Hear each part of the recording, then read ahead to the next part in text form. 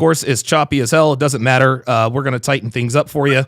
Let me make sure that we are live on YouTube. It says waiting for Donovan Sharpe. Why is it not live? This is weird. So it shows that I'm live. Maybe it takes a few minutes. Okay, it says I'm streaming to YouTube. There we are. Okay. All right. There we are. Looks like we are actually live. And there's the dog. Okay, very good. Okay, so this is a very, very choppy sports podcast. Yes, we are live. Okay, very good. Excellent. We are live. Okay, it says I'm streaming to YouTube. Oh, that's my phone. I was about to lose my shit, y'all. Holy shit. Okay, guys. So obviously, this is an absolute dumpster fire, but that's okay. That's okay. We are going to make up for it with unbelievable sports talk. So we had just been talking, and we didn't realize that we were live on YouTube, but that's okay. We're going to start this bad boy all over again. Tyree Taylor says, "Hey, appreciate you in here in the chat." So it's been a while since we've done a sports podcast, boys. Joel, Miami J 305 writer, tell the people what you've been up to since the last time we did a sports podcast. Oh, well, I've been living my motorcycle life as always. The YouTube channel's been a little bit slow, but I've been out there riding, doing my thing, selling my Harley Davidsons. So okay, always enjoying it, guys. While you're in the chat, hit the like button because it was Donovan's birthday yesterday. Or yes, the other day, I think. So, yes. Yep. And if you hear dogs barking, it's because I have 5 dogs in the room for you, or with me. And we do have room in the TSR League. I'm going to drop my email in the chat for the Fantasy League. Just email that email. Say TSR Fantasy on the subject line. Yeah, good stuff, man. Yes, the TSR Fantasy League, we still have 6 spots left. The draft. When is the draft? The draft's going to be September 1st, 9 p.m. Eastern time. Perfect. Excellent. 9 p.m. Eastern Standard Time. And by the way, we will be live streaming that draft. Last year's champion, Jay Blaze, is also in the house. He says he's looking for a challenge this time. I contend, this is my excuse. The reason I sucked last year is because I didn't pay attention, but that's no excuse.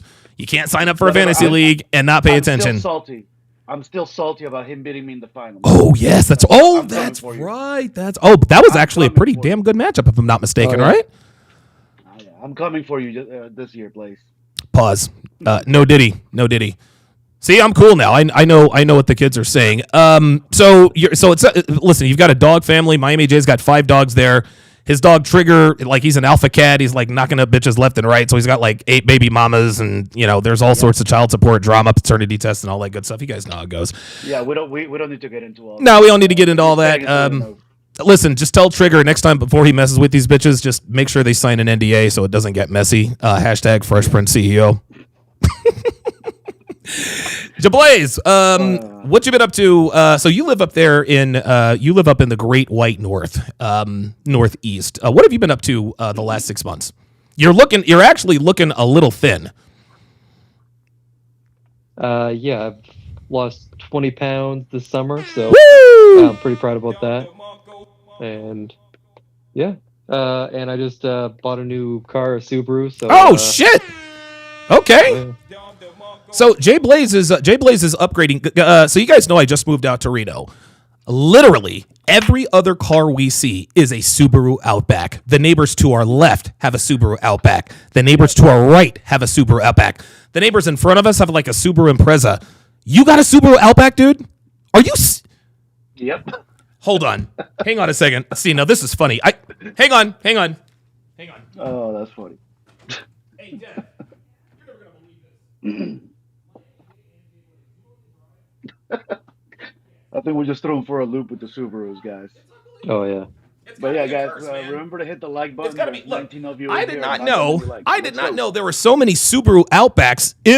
Interestingly enough, we used to live in Cherry Hill, New Jersey, and there's a Subaru plant out there between Cherry Hill and Camden, and I had never really paid attention to it. But the both of you now, like, that is just incredible. Obviously, the reason why a lot of Subaru Outbacks out here, dude, this is the Sierra Nevadas. Dude, we went to Lake Tahoe last weekend. Skis, boats, bikes, all kinds of stuff. The life we definitely want to live. But shout out to Jay Blaze for losing 20 pounds, man. I could certainly, clearly, I've had some health issues as of late. And actually, Dev had another health issue, but we're all fine. We're all good. So let's go ahead and get to today's topic. So we have a fantastic show in store for you guys. If you have questions, Put it in the chat. If you have questions, comments, put it in the chat. If you agree, disagree. Listen, we like to debate. Sometimes I'll get a little bit of an attitude. That's okay. It's nothing personal. It's just the way I am. I'm an angry guy. It is what it is. However, I do have my kratom.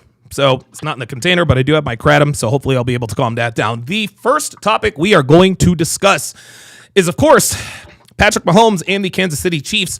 One probably last year, I think, guys, was probably the best chance the league had to knock off the Chiefs in terms of not getting them to the Super Bowl. Patrick Mahomes, all-world quarterback, two-time league MVP. He's the best quarterback in the league. He's already in discussions for the greatest quarterback of all time. He's 28. He's just turned 28, been to 4 Super Bowls, won 3 of them.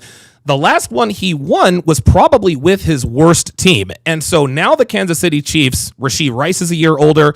They drafted speedster Xavier Worthy, who they're saying is the next Tyreek Hill. Of course, they've got Isaiah Pacheco, Travis Kelce, or Mrs. Taylor Swift is back on the squad. Travis Kelce, obviously, first ballot Hall of Famer. Miami J, I'm going to come to you with this first. Obviously, we know the Chiefs can three-peat. I think that's the question that everybody is asking. Will they three-peat? If so, why? If not, why not? I think so. I think they're going to be the team to beat out there. Mind you, obviously, as Super Bowl champions, they're going to have a target on their back, but I think they will three-peat, and I think the reason why is named Patrick Mahomes. Okay. All right. Best Never count them out. In the league, bar none. Head and shoulders above everybody else. Okay. Very good. Jay Blaze, what's your opinion? Hey, shout out first to Harrison Buckner being the highest paid kicker in the league. Woo! You're goddamn right. Goddamn right. Yeah, he got paid, and it triggered Trey Wingo, which I'm all for. And so, yeah, dude, look at the charge. Look at their division. They have the Raiders that they have questions at quarterback. You have the Broncos, questions at quarterback. Yep. You have the Chargers. I think Justin Herbert has a foot issue that will he's going to be kind of out for maybe the first 3 or 4 weeks, I heard. Wait, what? Now, I hadn't even heard that. So Justin Herbert could possibly miss the first 3 to 4 weeks of the season? Yep. Yeah, or he's going to have a lingering injury. Is this going to be like Joe Burrow last year? Oh, yeah. Okay. I got to tell you, if I'm the Chargers, I'm sitting him. I'm not letting him play on that. I'll sit him for the first few weeks and then roll. But, yeah, they shouldn't play him on that. Wow. Okay. So you contend that. Okay. So the Chiefs, obviously, they're going to win the AFC West. I think that much is obvious. Do you think they will three-peat as Super Bowl champions, Jay Blaze? Well, last year they did not have the first or second seed. And dude, if you have a division this up in the air, like it's looking pretty good that they might repeat. Okay. Three-peat. Okay. I don't know, man. I think they can three-peat. I think they've got the talent. If I had to bet an amount of money that mattered to me, that's the way I try to answer these questions to try to stay as objective as possible, right? If you ask me about the Eagles are going to go 17-0. We're going to get the number 1 seed. And we're going to win the Super Bowl. Would I bet an amount of money that mattered to me on that? Stay tuned for that. Would I bet an amount of money that mattered on the Chiefs to three-peat? I don't think I would. I would, and it's not like, oh, there's no way I would do that. No, I'd be like, it'd be a very, very difficult decision. The reason why is because of what Miami J said. And it's because they have a target on their back. Now, they're the Chiefs. They're 3-time Super Bowl champions. They've been playing with the target on their back since Mahomes took over for Alex Smith a few years back. It's just very, very difficult to stay hungry. And again, you are 3-time Super Bowl champions. You've won 2 in a row. I just think that I don't think it's going to be lack of motivation, but when you are satiated to a degree, like you're just not as hungry. This isn't to say that they won't put in the work. This isn't to say that they won't put in the effort.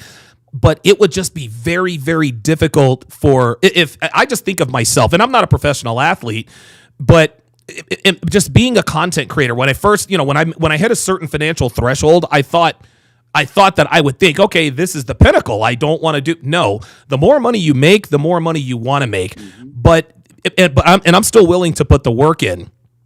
Are the guys willing to stay an extra 5 minutes, for film study? Are they willing to come in a little early for strength and conditioning? For guys like maybe Chris Jones, Patrick Mahomes, Travis Kelce, maybe not, And I think that guys like Lamar Jackson, contenders in the AFC, Joe Burrow's got something to prove. Can he stay healthy? I think other teams are going to be a little hungrier. All that said, would I be surprised if the Chiefs were to three-peat as Super Bowl champions? I would not be surprised, but I would not bet on it, if that makes sense. Does anybody have anything additional?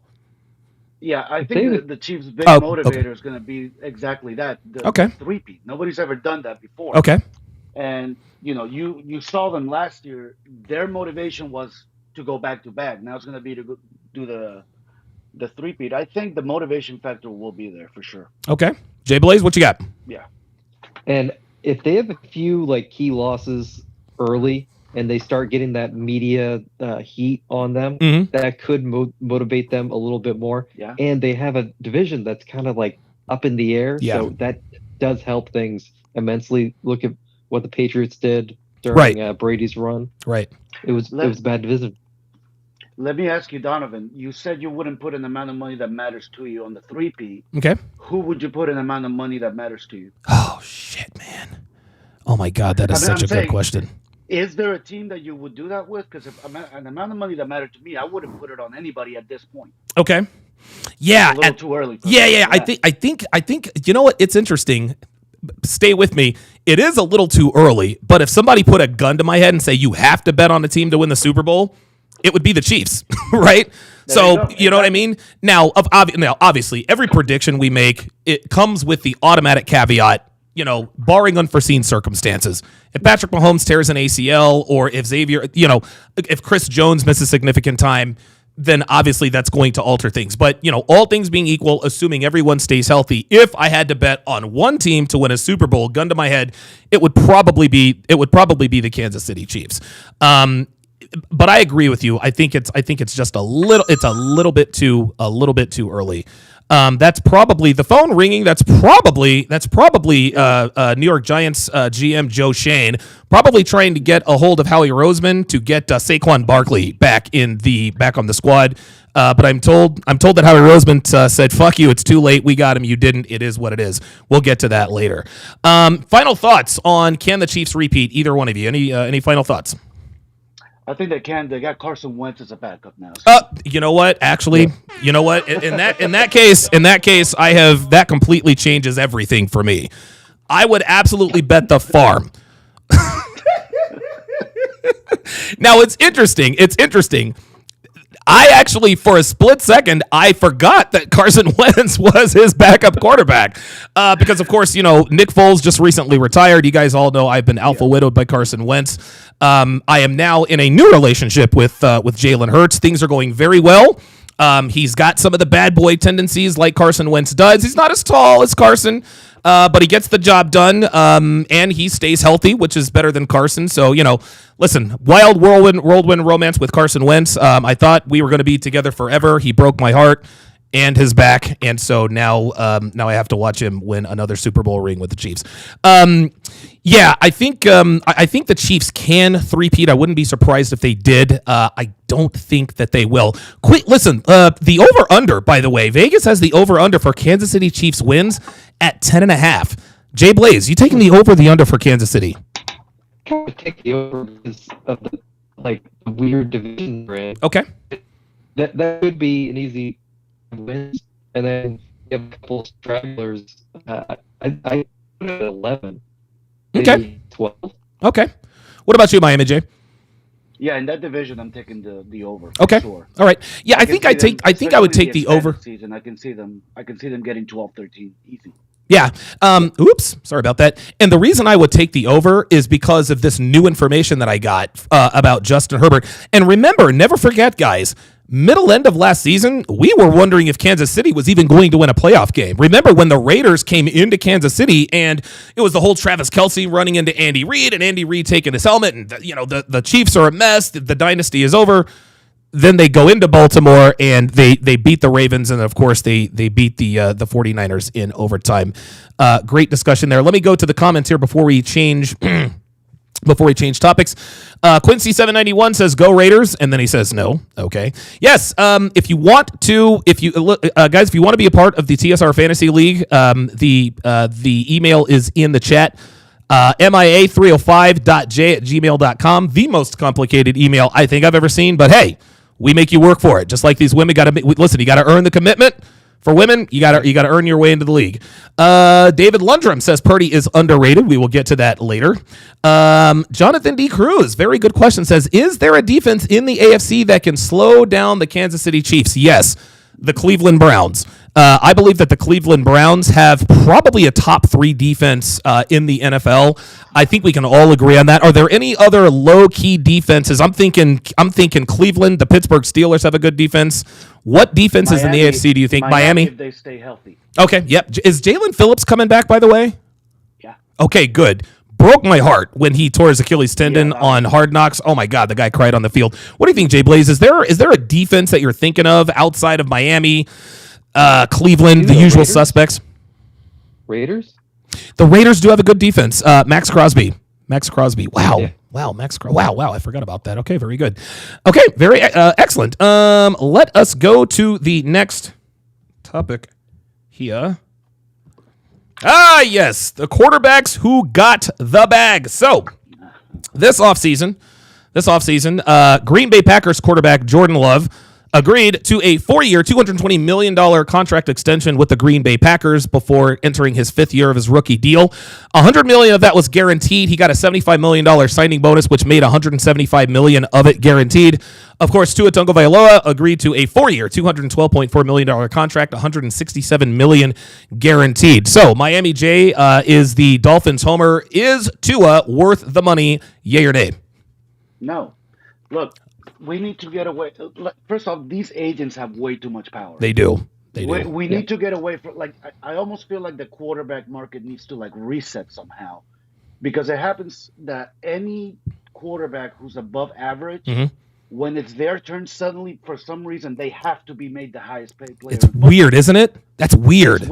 It's weird that the best quarterback in the league, Patrick Mahomes, is 12th down the list. Yes, and has the same salary cap hit as does Tua Tagovailoa. Right.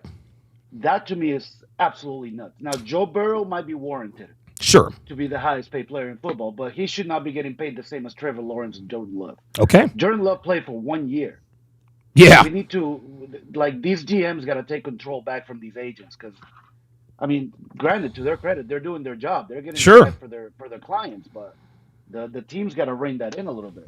Okay. All right. Jay Blaze, what are your thoughts on these mega deals for these quarterbacks? Jordan Love, of course, 220 over 4, Tua 212 over 4. What are your thoughts? So this is similar to the dating market, where you have these GMs that are in a scarcity mindset. Love it. And, love it. Dude, they just need to slide a contract to what I would consider, say, Dak Prescott, an average quarterback. Yeah. Just slide a contract, say, this is what we think we can win with, and just say, hey, go somewhere else. And if he commands, and they're saying $60 million for Dak next year, if he hits the open market, dude, that would cripple a team.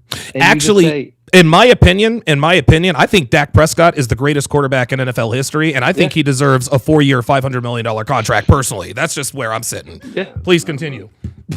So if you just slide that contract and just say, this is what we think we can win with you. If the player doesn't think so, then he hits the open market, he gets $60 million, and it cripples that team. And you just say, okay, that team's out of the running. Look at Kirk Cousins. He's getting massively paid, just going to different teams and just getting fully guaranteed contracts, and they have no money to pay for other people. To that point, that's the best contract for a quarterback we've seen in the last 10 years was when Kirk Cousins went to Minnesota. Yeah.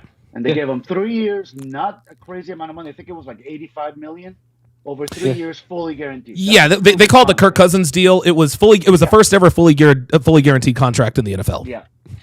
Yeah, that I'm fine with. Fully guaranteed, no problem. But don't go overpaying them. Give them a shorter amount of time, a little bit less money, but fully guaranteed. You're good to go. Let me get your opinion on this. I want both of your opinions, okay? if in a perfect world, how many years, how much money for Tua and Love? Jay Blaze, in a perfect world, just based on what we know about these guys, 4 years, 220 for Love. Would you go more or less? What kind of contract would you try to negotiate? So I would probably put in a little incentive just because I've only seen 1 year. Yep. And with Tua, dude, you have him with he has a horrible arm, like just not much power in it. Mm-hmm. And dude, you have to go to Kansas City. You have to go to Buffalo. These are the teams you have to beat in these cold weather environments. Yeah.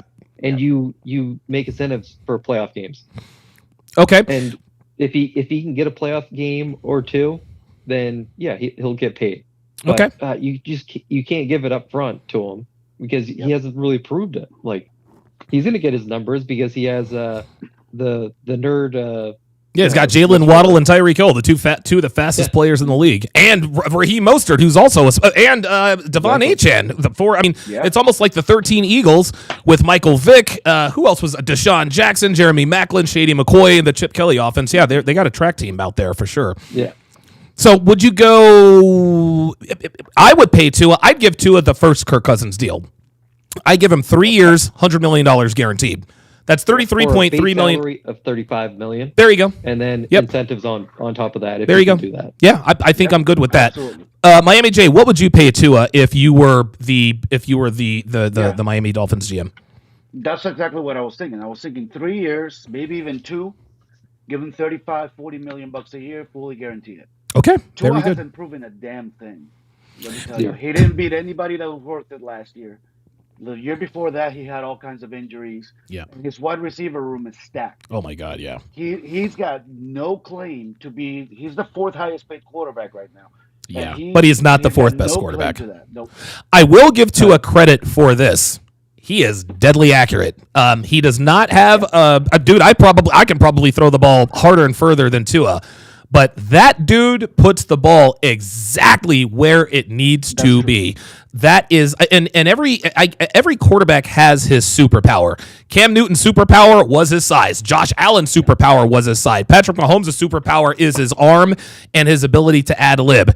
Jalen Hurts' superpower is being able to squat 600 pounds, and we'll get into that a little bit later. I don't think Jalen Hurts has a superpower. There's nothing otherwise extraordinary about him other than probably his leadership. But every quarterback has to have a superpower in order for you to give them the bag. Patrick Mahomes clearly worth the money. He outperforms his contract every year.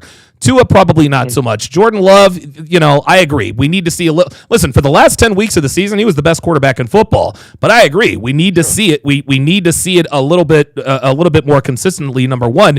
Number two, I agree with Jay Blaze.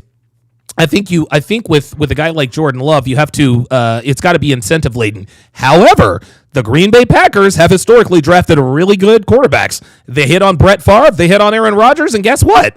It appears that they hit on Jordan Love. So I guess if they're paying for potential, if any team is going to pay their quarterback early based on history, it'd be the Indianapolis Colts and the Green Bay Packers. 3 straight generational quarterback or franchise quarterbacks that they've drafted. Now, Andrew Luck was a little bit different because, unfortunately, he retired early because they couldn't protect him. The guy got beat up. The point is you went from Peyton Manning to Andrew Luck, and I don't think that's a coincidence. Final thoughts on quarterbacks Jordan Love or Tua getting the bag.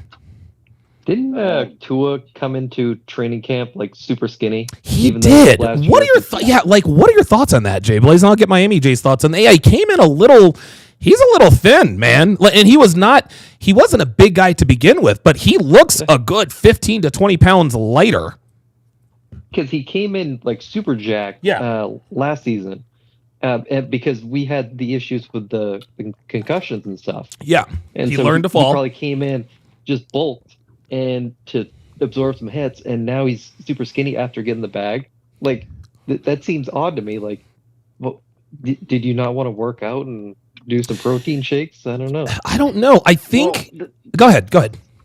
No, that's the thing. Like, it's almost like a he can't win type of situation. Because last year he got criticized for coming in they called it overweight here in the Miami media, but the truth is he was jacked last year. Yeah, he was. And now he's too skinny. So, Yeah, he almost looks like Bryce Young. If it makes him a little bit faster, a little bit more nimble out there, I don't mind at all because he could use a little bit more escapability. But I agree. Jamel Casino. Oh, okay. So Jamel Casino is that dude. So Jamel Casino. And I love chatters like this. They like to make us think. He says Hurts is way better than Tua. I didn't say that Tua was better than Hurts. I said that Tua's superpower was accuracy and that Jalen Hurts didn't have anything extraordinary about him. Yes, Jalen Hurts is clearly better than Tua. Jalen Hurts, I mean, come on. I think that's obvious. Jamel Casino says Kirk Cousins is overrated as fuck. No, to me, that's an ignorant take, my friend. Say what you will about Kirk Cousins. The guy puts up numbers. There's a reason, Jamel, that teams keep giving him big contracts. It's because he's good. And I'll tell you this, a lot of people, Colin Cowherd likes to say that Kirk Cousins is basically, he says Dak Prescott is Kirk Cousins with a better PR team. I disagree. I think Kirk Cousins is a way better quarterback than Dak Prescott. That's why not one, but two teams have lined up to give him the bag. What are your thoughts on Kirk Cousins being overrated or Jalen being better or worse than Tua? Go ahead, Jay Blaze. So Kirk Cousins, like, he has some great quotes, and yes, the locker room loves him. Yes, and like Justin Jefferson absolutely adored. Oh, he loved Kirk Cousins. Yeah. I will say in primetime games, he does tend to like freeze up, but dude, he puts in a bunch of numbers, and if you can just get rid of that like primetime, like kind of like freeze up issue.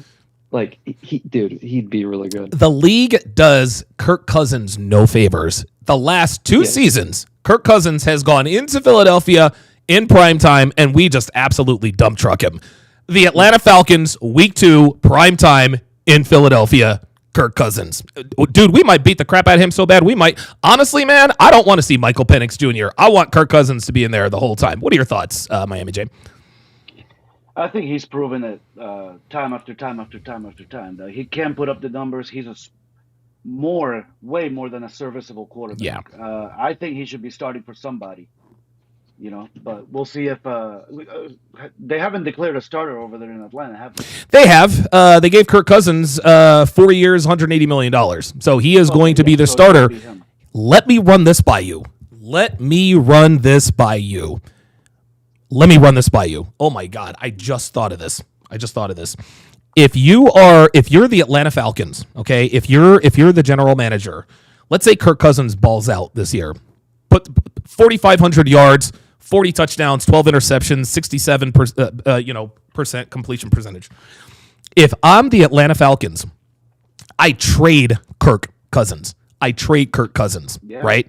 Because you save all of that money on the salary cap, you get back draft picks and probably some capital. Now you've got Michael Penix Jr.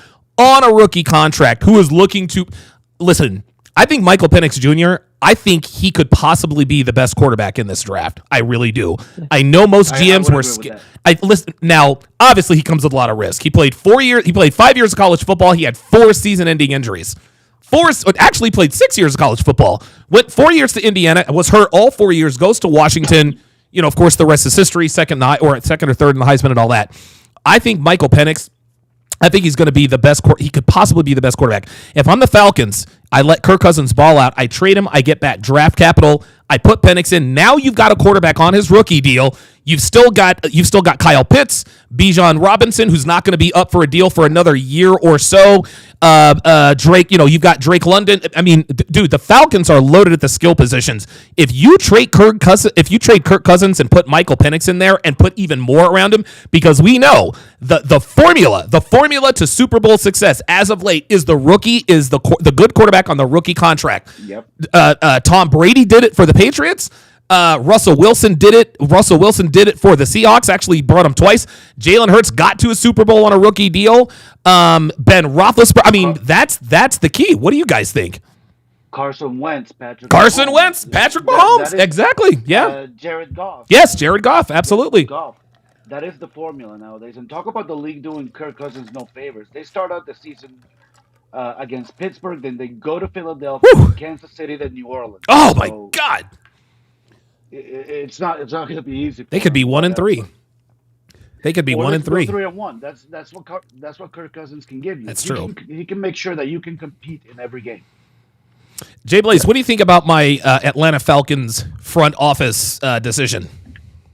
So I do feel bad for Kirk Cousins because he was going to stay with the Vikings the Vikings basically told him, we're going to draft a quarterback first round. Right. And he's like, no, I don't really feel great about that. So he went to the Falcons. And what do they do? Quarterback first round. So the thing that could... Oh, go ahead. No, I was going to say, it reminded me of that movie Draft Day. Did you guys see that? Yeah. Oh, yes. Very, very good movie. Very good movie. Absolutely. Very good movie. Continue, Jay Blaze. You know what could decide if that's true? Dak Prescott. If he hits open free agency, I think the Giants are the team that need a quarterback because Danny Dimes is gone. Oh, dude, we'll talk about that later. What a fucking disaster. Yeah. What a disaster. But if Dak Prescott gets absolutely paid, then it could affect your Kirk Cousins trade. Woo! I like that. Jamel Casino says nobody wants Kirk. Jamel, so now we got to get racial. So Jamel Casino is obviously black, right? And the reason I know he's black is because every white quarterback is trash, right? He took the side of Jalen Hurts over Tua, right? Remember, Tua replaced Jalen Hurts in the national championship game. Jamel Casino, and again, and Jamel is probably he could be the guy. And I didn't see his chat. He could be the guy who says that Brock Purdy is overrated because he is white. But for you to say nobody wants Kirk Cousins is ridiculous. Okay. Again, Kirk Cousins has received multiple bags. He signed the first guaranteed contract in NFL history. The Falcons gave him 4 years, $180 million. Do you know how much? That's $35 million. Dude, and I think 100 of it was guaranteed. Teams don't throw that kind of money around for people they don't want. And oh, by the way, there were 6 other teams that were bidding for Kirk Cousins' services. If you're going to, listen, if you have an opinion, Kirk Cousins is overrated, that's fine. But for you to then say nobody wants Kirk Cousins after the Falcons gave him 180 over 4, dude, you got to come stronger than that. Go ahead. That's a ridiculous take. It's ridiculous. There's going to be at least 10 teams out there that would love to have Kirk Cousins. Come on, give me a break. Listen, he's not going to win any Super Bowls. But he's gonna keep you competitive. He's gonna put up the stats. He's gonna put up the numbers. He's gonna take care of the football, and he's gonna make sure your playmakers get the ball. This is why. Go ahead. You know what? For a year or two, he's gonna train the hell out of that rookie quarterback that you have coming up. You better believe it. Yeah, guys, listen. I want your opinions to be rooted in fact to some degree. If you don't like, and by the way, who doesn't like Kirk Cousins after watching quarterback on Netflix? Oh, by the way, Kirk Cousins is a good dude. He's a good guy. Yeah. He's a good guy. He's a good NFL quarterback. And if you were smart, Jamel Casino, you would draft Kirk Cousins as your quarterback in fantasy football because a lot of fantasy winners have that in common. Okay, let us go to the next topic. Is Brock Purdy overrated? Guys, I cannot believe that we are still sitting here debating whether or not Brock Purdy is legit. The man has been a starter for not even 2 years, okay? The first half year he started, he gets all the way to the NFC title game. And if not for a fluky play by Hassan Reddick in the NFC title game that tore his UCL, the 49ers may very well have been in the Super Bowl. Last season, again, first full season as a starter, goes to the Super Bowl. The last time Brock Purdy was on the football field, he had the lead in the Super Bowl. Yet, we got guys like Colin Cowherd, my favorite sports talk radio host of all time. He still doesn't buy into Brock Purdy. Nick Wright, I do not understand the Brock Purdy slander, but then again, I do. It's race, gentlemen. It's race. The world wants us to think that Dak Prescott deserves $65 million a year. He fucking doesn't. I don't give a shit what anybody says. And I like Dak Prescott. Very good leader. Brock Purdy is better than Dak Prescott. He's beaten him head-to-head in a playoff game. Brock Purdy rarely... I do not understand the Brock Purdy hate. The only thing I can come up with, the only thing I can think of is there are only 2 reasons why a lot of the media just won't say, you know what, This kid has earned a fucking contract. Number one is draft position, which is understandable. And number two, he's the wrong skin tone. Because I can promise you that if Brock Purdy were Brock Purdy, the 49ers either would have paid him already or there would be a parade or a protest. We need to pay Brock Purdy. This is not social justice. I cannot believe, even after the league's players voted him the 28th best player in the league, we're still asking this question. Jay Blaze, Brock Purdy, go. I will say, yeah, he is a good quarterback. He processes stuff very well, and I think a few things work against him. One, he has a loaded team. Oh my God, yes, loaded. Yeah. Two, he was Mr. Irrelevant. Yep. And dude, if they trade Brandon Ayuk, who is his guy, Brandon Ayuk, he won me the fantasy. Yes. Bastard. Dude, he is his guy. Like, if he loses Brandon Ayuk and he still balls out, you have to pay the man. Yeah. Miami J, what are your thoughts? Let's look at the facts here. The question is he underrated? I have a list right here of every quarterback contract in the NFL, including backups and third stringers. Okay. Brock Purdy is 12th from the bottom. Yeah. He is absolutely underrated based on how much he gets paid. His backup and third stringer make double what he makes. Oh my God, so I did not know that. He's 100% underrated by far, and I don't care who you are, and I don't care even if he hadn't made the Super Bowl last year. With the playoff run and the numbers that he puts up, he is absolutely underrated. I think 100%. I think he is 100% earned a contract. Go ahead, Blaze. And this is the issue with these general managers not having power.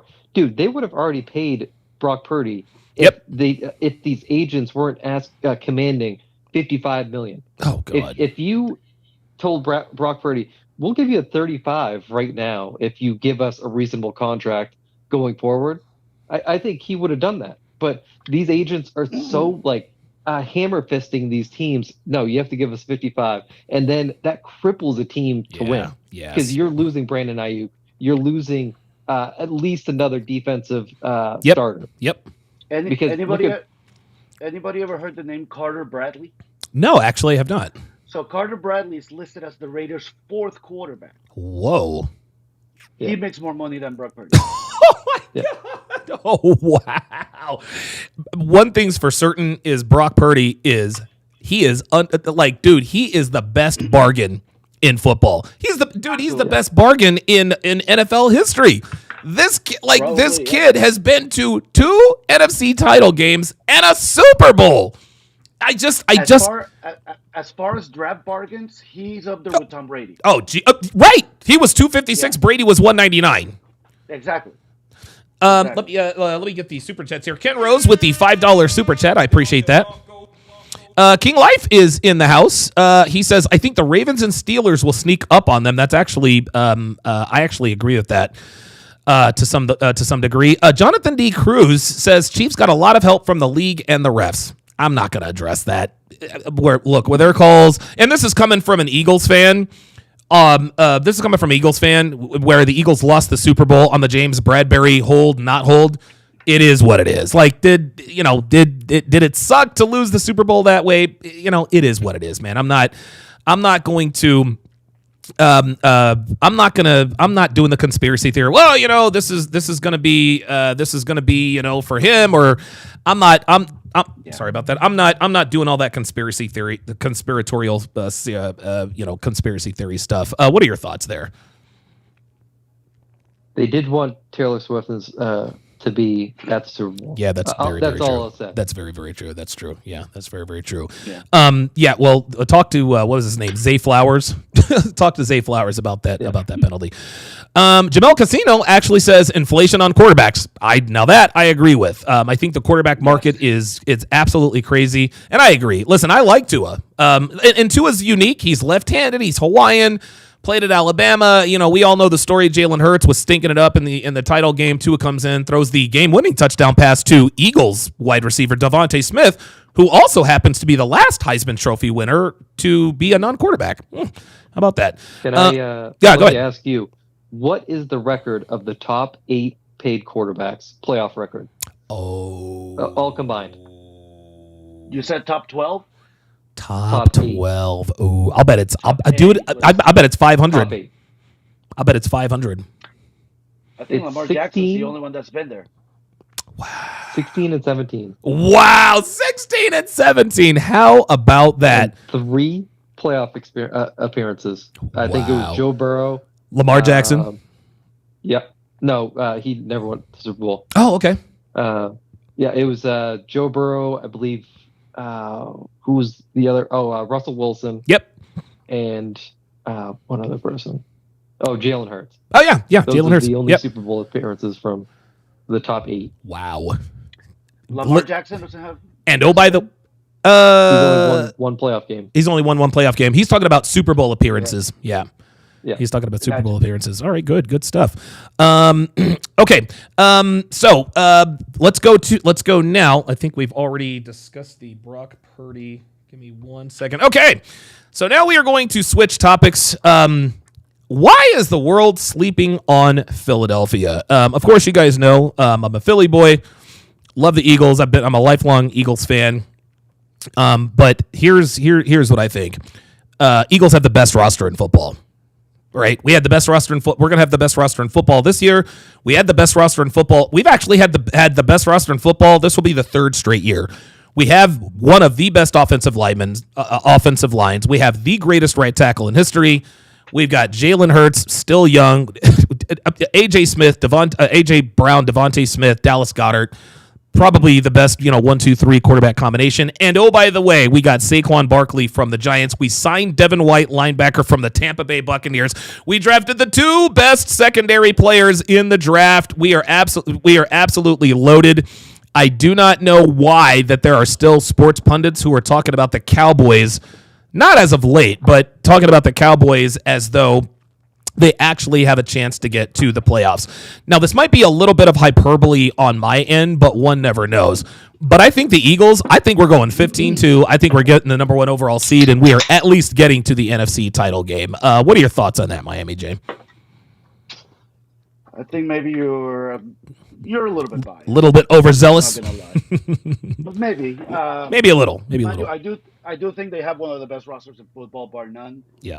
I think on paper, the Eagles, the Chiefs, mind you, on paper, maybe Miami is up there, but yeah, you guys definitely have one of the better rosters. 15-2, I don't know. That's a pretty. That probably means 13-4.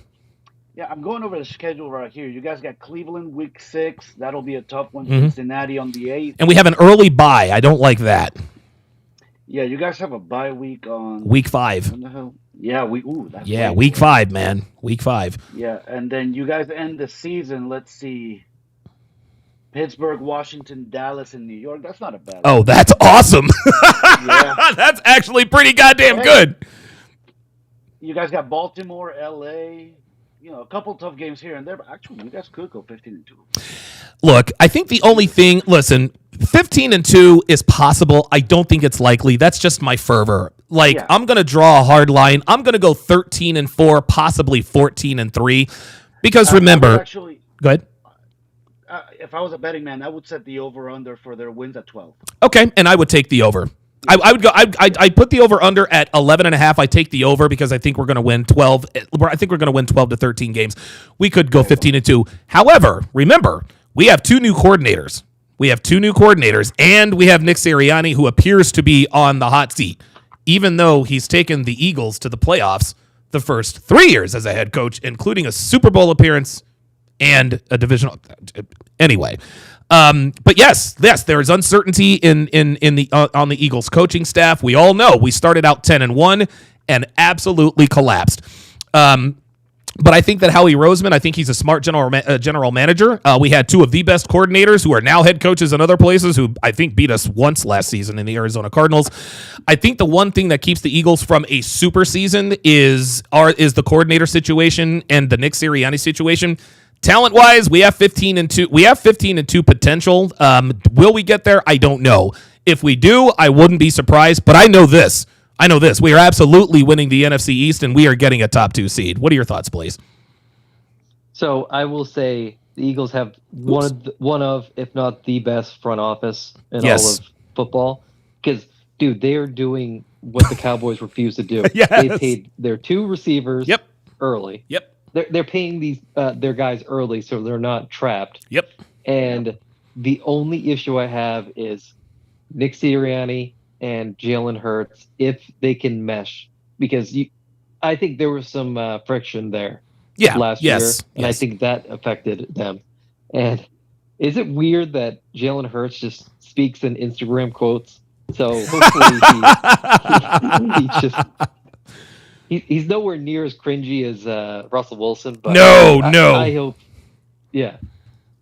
But look, I'll say this: it's not absolutely out of the realm of possibility that that Philadelphia goes into Week 10 at Dallas undefeated. Yes, that's possible. And if that's the case, 15-2 is it's easy. Well, not easily, but it's very much within their grasp. Because the only really tough game after that I can see that they have is Baltimore. Maybe Pittsburgh and another Dallas game, but really, I could after looking at the schedule, I can see them doing it. I could see him doing it too. So Cam, oops, oh boy. Okay, so Cam Jeffers in the chat says the Eagles are going 11-6. All right, find me 6 losses. Find me 6 losses here. So week one, we've got the Green Bay Packers. That's actually kind of a. Go ahead. No offense to Cam, but this is also the guy that's saying that the Broncos are going to go 10-7. Yeah, exactly. So you're going to tell me that the Broncos are going to finish 1 game back of Philadelphia? And again, listen, he's biased. He's a fan. 15-2 is out there. That's fair. Yeah, 15-2 is out there. But I'm gonna tell you what, 15-2 is a lot more possible for Philly than 10-7 is for Denver. Let's keep it real. Yes. So find me 6 losses. Week 1 against the Packers, that's a W. Week 2 against the Falcons, W. Week 3 against the Saints, W. We get the bye. I think we could stumble in Week 6 against the Browns, depending upon Deshaun Watson. Yep. Let's just say that we lose. Let's just say that we lose that game. Go ahead. No, I'm saying Week 6 against Cleveland, and maybe 8 against Cincinnati. Let's split those. Yeah, let's split those 2. So I got 1, 2, 3, 4, 5, 6. We're going to beat the Jaguars, so now we're 7-1. We're going to beat the Cowboys 8-1. Washington is 9-1. The Rams, we might actually take the L on that. I think the Rams are probably a sneaky good team, so I'll go 9-2 there.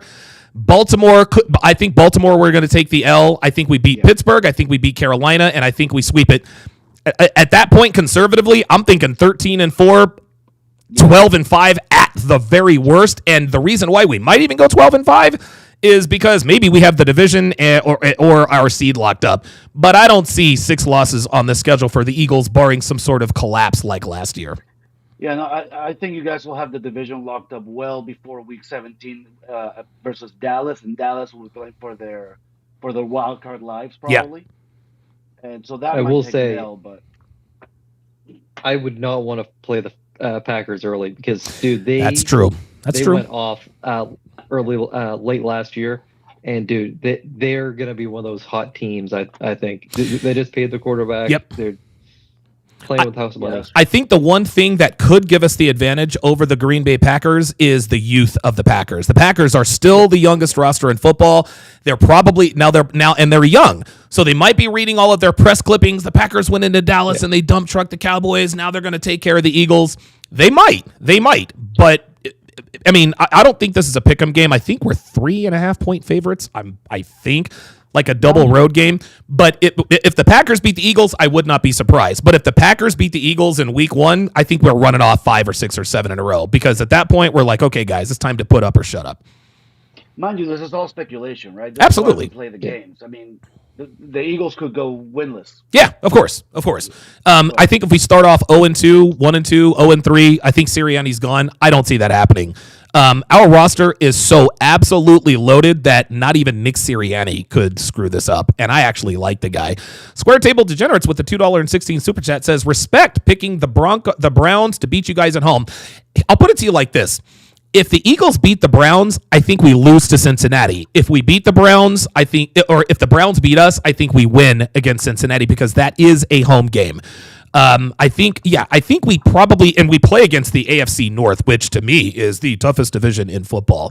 Final thoughts on this particular topic, sleeping on the Eagles. Yeah, give me 1 second here. I'm looking up the strength of schedule list. Let's see where Philly. Okay, 9th toughest schedule. Okay, yeah, that's not bad. That's not a bad seems schedule. Like a really easy schedule. It does. But it seems like a really easy schedule, but the schedule's easy for a reason. The Eagles did not win the division last year, and we got curb stomped in the playoffs by the Buccaneers, who had no business even being on the field with us. We totally gave up on the season. So we'll see what happens. I'm sorry. It's the 9th easiest schedule. Oh. Backwards. So the strength of schedule is number 21, 23? 23. Yeah, because the Cowboys are going to be playing the division leaders. Easiest schedule is the Falcons. And then, L.A., Chicago, New York, New Orleans, Cincinnati. Miami, Philadelphia. I'm telling you, dude, I think the schedule makers did us a solid. We are a loaded roster. Not only that, we're a hungry team. We hear all the paper clippings and Big Dom and Nick Sirianni and all that good stuff. I think we come out like gangbusters, and I think we fuck them up. And oh, by the way, anyone who uses the Jason Kelce excuse, guys, come on. Cam Jurgens is the new center for the Eagles. Cam Jurgens is younger, bigger, faster, stronger than Jason Kelce. And here's another thing. You don't think Jason Kelce is in the building teaching Cam Jurgens how to do the play? Here's another thing. The Eagles and Kenny Pickett, with their third stringers, ran the Philly rugby play, and we got it. That is the most unstoppable play in NFL history. Every time it is 4th and 1.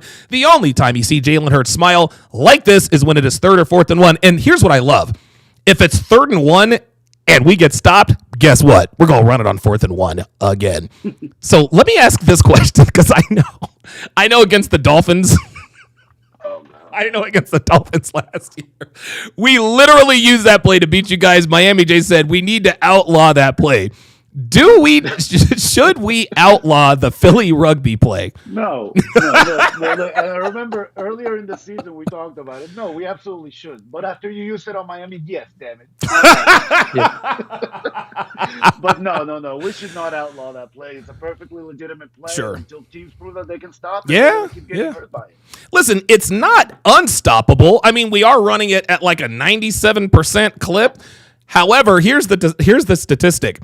The only time so the Philly rugby play has never been stopped on 4th and 1. The only time the play has ever been stopped is on 3rd down. But then we leave our team out there and we do it again. Why do we call it the Philly rugby play? Let's call it what it is. It's a freaking quarterback sneak. Yeah, that's with a push. I think I think the reason why we call it the brotherly shove and the tush push is because of the not only that is because of the unique formation. Number one, number two, we are breaking league rules. You're not supposed to push players to first downs. Like, as far as I know, I don't think you're supposed to push players yet. Dude, now we got Saquon Barkley, who, oh, by the way, can also squat 600 pounds, and then A.J. Brown, who looks like he can squat 600 pounds. Here's another thing, guys. What a lot of people don't... Go ahead. Barkley went to Philly? Yeah, Saquon Barkley is in Philadelphia, my friend. Yes. Saquon Barkley is the Eagles' number 1 running back. This is why and think about the upgrades on defense. Jalen Carter has something to prove. We're the University of Georgia Northeast. We got Cooper DeJean. Oh God, Quinn. Dude, we got the two best cornerbacks in the draft, and we traded for Devin White, who was the best linebacker in Tampa. All right, I'm calling it now. It's way too early for this, but I'm calling it. Super Bowl is going to be Kansas City, Philadelphia. Yeah, on paper, it definitely should be Kansas City and Philly. Yeah, the Eagles, and honestly, like the Eagles have the roster is so loaded. I don't know how Howie Roseman did it. I really don't know how he did it. But yeah, so not only do we have a hungry roster, we've got a running back who wants to stick it to his other team. You've got a quarterback who wants to stick it. Telling you, and Big Dom is back. Big Dom is back. You guys know how that goes. Okay, let's move to the next topic. Oops, sorry about that. The Giants fumble Saquon Barkley. The person on your right is Giants general manager Joe Shane. The person on your left is Giants head coach Brian Daboll. In the middle is the newest Philadelphia Eagle, Saquon Barkley, the best running back in the division, possibly the second best running back in the conference, second to Christian McCaffrey, who, oh, by the way, has a lot of carries. Jay Blaze, listen, you credit Howie Roseman and the Philadelphia Eagles front office like we're really good at fleecing other teams. How in the hell did the Giants let this happen? How could you let him, of all teams, Saquon, you would keep Saquon from going. It is to Philly, and that's exactly where he went. How could this happen, Jay Blaze? So let's look at Saquon Barkley. He was drafted by the Giants because of Zeke Elliott. The Cowboys selected Zeke Elliott, and the Giants responded, even though they had no offensive line, because their general manager, Gutekunst, never drafted a lineman. Right. And then Saquon was kind of like hampered by that, and he had a few injuries.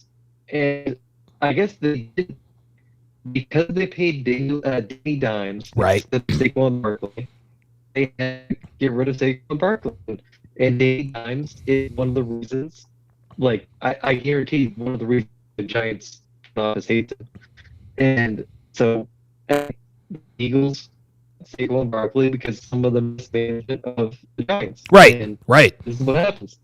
When you have a good front office that actually puts you in positions to get players, like this is why the Eagles front office puts them in a great position. Let me ask you this, Miami J. And I don't know if you've watched, because I love Hard Knocks. Hard Knocks is fucking fascinating. In Hard Knocks, it was if you are a Daniel Jones family member or a Daniel Jones fan, that was hard to watch because Joe Shane repeated like they basically talked shit about him, and then it's almost like they were resolute. Okay, we're going to stick with Danny Dimes here, and we're going to draft Malik Neighbors. What should the Giants have done? Should they have re-signed Saquon Barkley and drafted a rookie quarterback? I mean, yes. Okay, all right, okay. It's that simple. You have a star in Saquon Barkley. Yeah, and you asked the question, how could you let this happen? Well, these are the same people that gave Daniel Jones $160 million. That's right. That's how it's going to happen. That's right. Because they're inept. They have no clue what they're doing. Yeah. And they decided to keep a mediocre quarterback at best over arguably the best running back in the league. Yeah, man. This is... we were talking about it off air the other day. How short the shelf life is for a good running back. Absolutely. If you find a good one, even though he's been injured a bit, I understand that. But if you find a good one, you stick with him. Lock him up. Go anymore. Yeah, lock him up. This is why you have a scarcity mindset when it comes to quarterbacks. Right. If some of these GMs played hardball, some of these like the dating market, and told these quarterbacks, hey, we're going to pay this guy. This is what we're going to offer you. Hey, go somewhere else. Would anyone give Danny Dimes $30 million? No, hell no. No, not a chance. I tell you where he would be. He'd be the backup for Indianapolis, making $3 million. That's what he's going to do. Like, Daniel Jones is a career backup. It doesn't matter what. I mean, barring some sort of a Super Bowl run, which we all know isn't going to happen. Like, he's up out of there. Like, he's never going to be a starting quarterback again. And not only that, keep in mind, Daniel Jones was drafted number 6 overall, ahead of Deshaun Watson and Patrick Mahomes. Number 6 overall. That's why Ben McAdoo and that general manager are gone. So then Joe Shane comes in and he doubles down on that bad decision.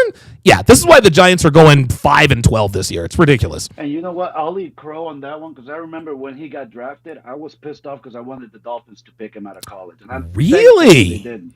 Yeah, I was watching that draft. I wanted either Daniel Jones or Josh Allen. I think Daniel Jones probably would have been a good value at maybe a second or a third round pick. Yeah, because listen, Dak Prescott was drafted in the 4th round. Listen, I'm not a Dak Prescott fan on the football field, but let's keep it real. He has outperformed his draft status. Is he worth $65 million? No, but for a 4th round draft pick, he's had a pretty damn good career. Daniel Jones is a bust, guys. Number 6 overall. You can't stay healthy. Now he did win a playoff game, and it was incidentally enough against Kirk Cousins. But teams keep giving Kirk Cousins the bag because Kirk Cousins is good. Look, if I'm the Giants, I'm starting. What was the dude's name? The Italian guy. Oh God. Oh, Jesus. Did she? Tommy DeVito. Tommy DeVito. Yeah, this guy. Yeah. This guy. Starting Tommy. Okay. Starting Tommy and you sprayed Daniel Jones. Just cut your losses at this point. Yeah, you got to. Just eat it. They had Eli and chose literally the closest thing to Eli. Exactly. In the draft. And I was like, you chose a quarterback that has a shoddy arm for the Giants that are in New York City. Right. And we'll go to Philadelphia. Like, what are we doing? Like, are we really doing this? And then pay $8 million, same as Dak Prescott. Right. He hasn't done anything. Like, nope. It makes no sense. These managers, like, they get weak at the knees. I'm just like, dude, you tell him to his face, yo, you're not good enough to expand that. We'll give you $20 million with incentives, and you can bump it up to $40 if you prove us.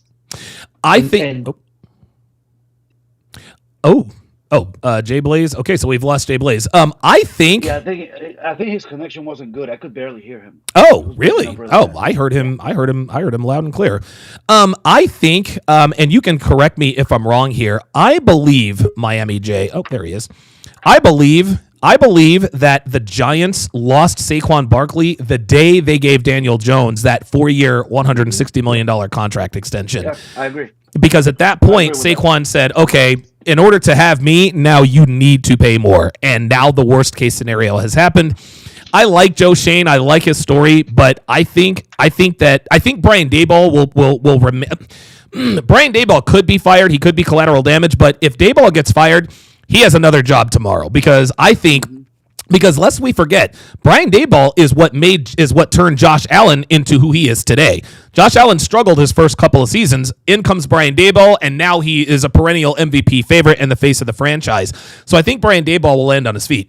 Joe Shane giving Daniel Jones 4 years, $160 million. I think that was the beginning of the end for him. Unless the Giants have a miracle season, go 11-6, 12-5, make the playoffs, maybe get to a divisional round, I think heads are going to roll everywhere, and it's because of Daniel Jones. I'll give you guys the last word. These guys in the locker room, they're not dumb. They see it, and they see that their quarterback, who's not performing, just got the bag, and that just sets the organizational priorities. They know they're way out of line. Yeah. So 100%. Of course they're not going to be motivated to stay with that organization. Fred, let me ask you. Oh, go ahead. So let's say they didn't pay Danny Dimes. Okay. What if Baker Mayfield had gone to the Giants with Daboll, and then you said to Saquon, listen, we might have to pay Baker a year later. How about we give you a ton of upfront money, and we just... Look, I like that because guess what? Say what you will about Baker Mayfield. That dude has won 2 playoff games. Lest we forget, his second year in Cleveland, they went into Pittsburgh and absolutely boat raced the Steelers. That game was over in the second quarter. Then, of course, last year against the Eagles, defending NFC champions, they curb stomped us. They curb stomped us in the playoffs, and then gave Detroit all they could handle in Detroit the year before. Look, man. I know Baker. I know Baker rubs guys the wrong way. He's not the biggest, the fastest, or the strongest, but the kid's got moxie, and he's a fucking winner. He walked on at Texas A&M, walked on at Oklahoma, won the Heisman Trophy. Don't think he was worth the first overall pick, but I'm gonna tell you what, he made the best of a bad situation, and he is a better quarterback today than Daniel Jones will ever be. So I like that hypothesis, Jay Blaze. I think that Baker Mayfield to the Giants would have completely turned around the franchise because you don't have to pay him $60 million a season. He signed a 3-year, $100 million contract with Tampa. Not just that. I mean, you just think back to when they got drafted. Daniel Jones came in there, timid, quiet. Oh yes. And Baker Mayfield had that. He had the moxie. He was like, "Hey guys, that demanded respect." That's right. That's right. I may not be the best, but I'm here. I'm here to win. Hell yeah. Fucking respect me. He worked. Listen, man. Baker Mayfield worked his ass off, dude. He worked his ass off.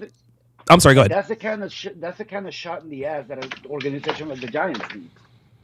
I totally agree. They haven't had a real leader in there since Odell Beckham or Eli Jesus Christ. Yeah, who was and Eli wasn't really Michael Strahan, right? Exactly. Like, you know what I'm saying? Michael Strahan or Terry Crews. OCU Manura? Terry Crews? No, Terry. Ball? The guy that used to dance salsa. Oh, Victor Cruz. Oh, Victor Cruz. Yeah, Victor Cruz. Yeah, Victor Cruz. Yeah, the Giants actually had a squad. They had a squad, and dude, they had one of the best defensive lines, low key. Remember in Super Bowl 42, it was Michael Strahan, Justin Tuck, Matthias Kiwanuka, and OCU Manura. Like, we didn't know we knew who Michael Strahan was. We didn't know who the other three were until oh shit, wait, Brady and the undefeated Patriots are down to these lowly Giants. Very good comment here by Fred Casillas in the chat. He says Eagles might lose one game to Washington.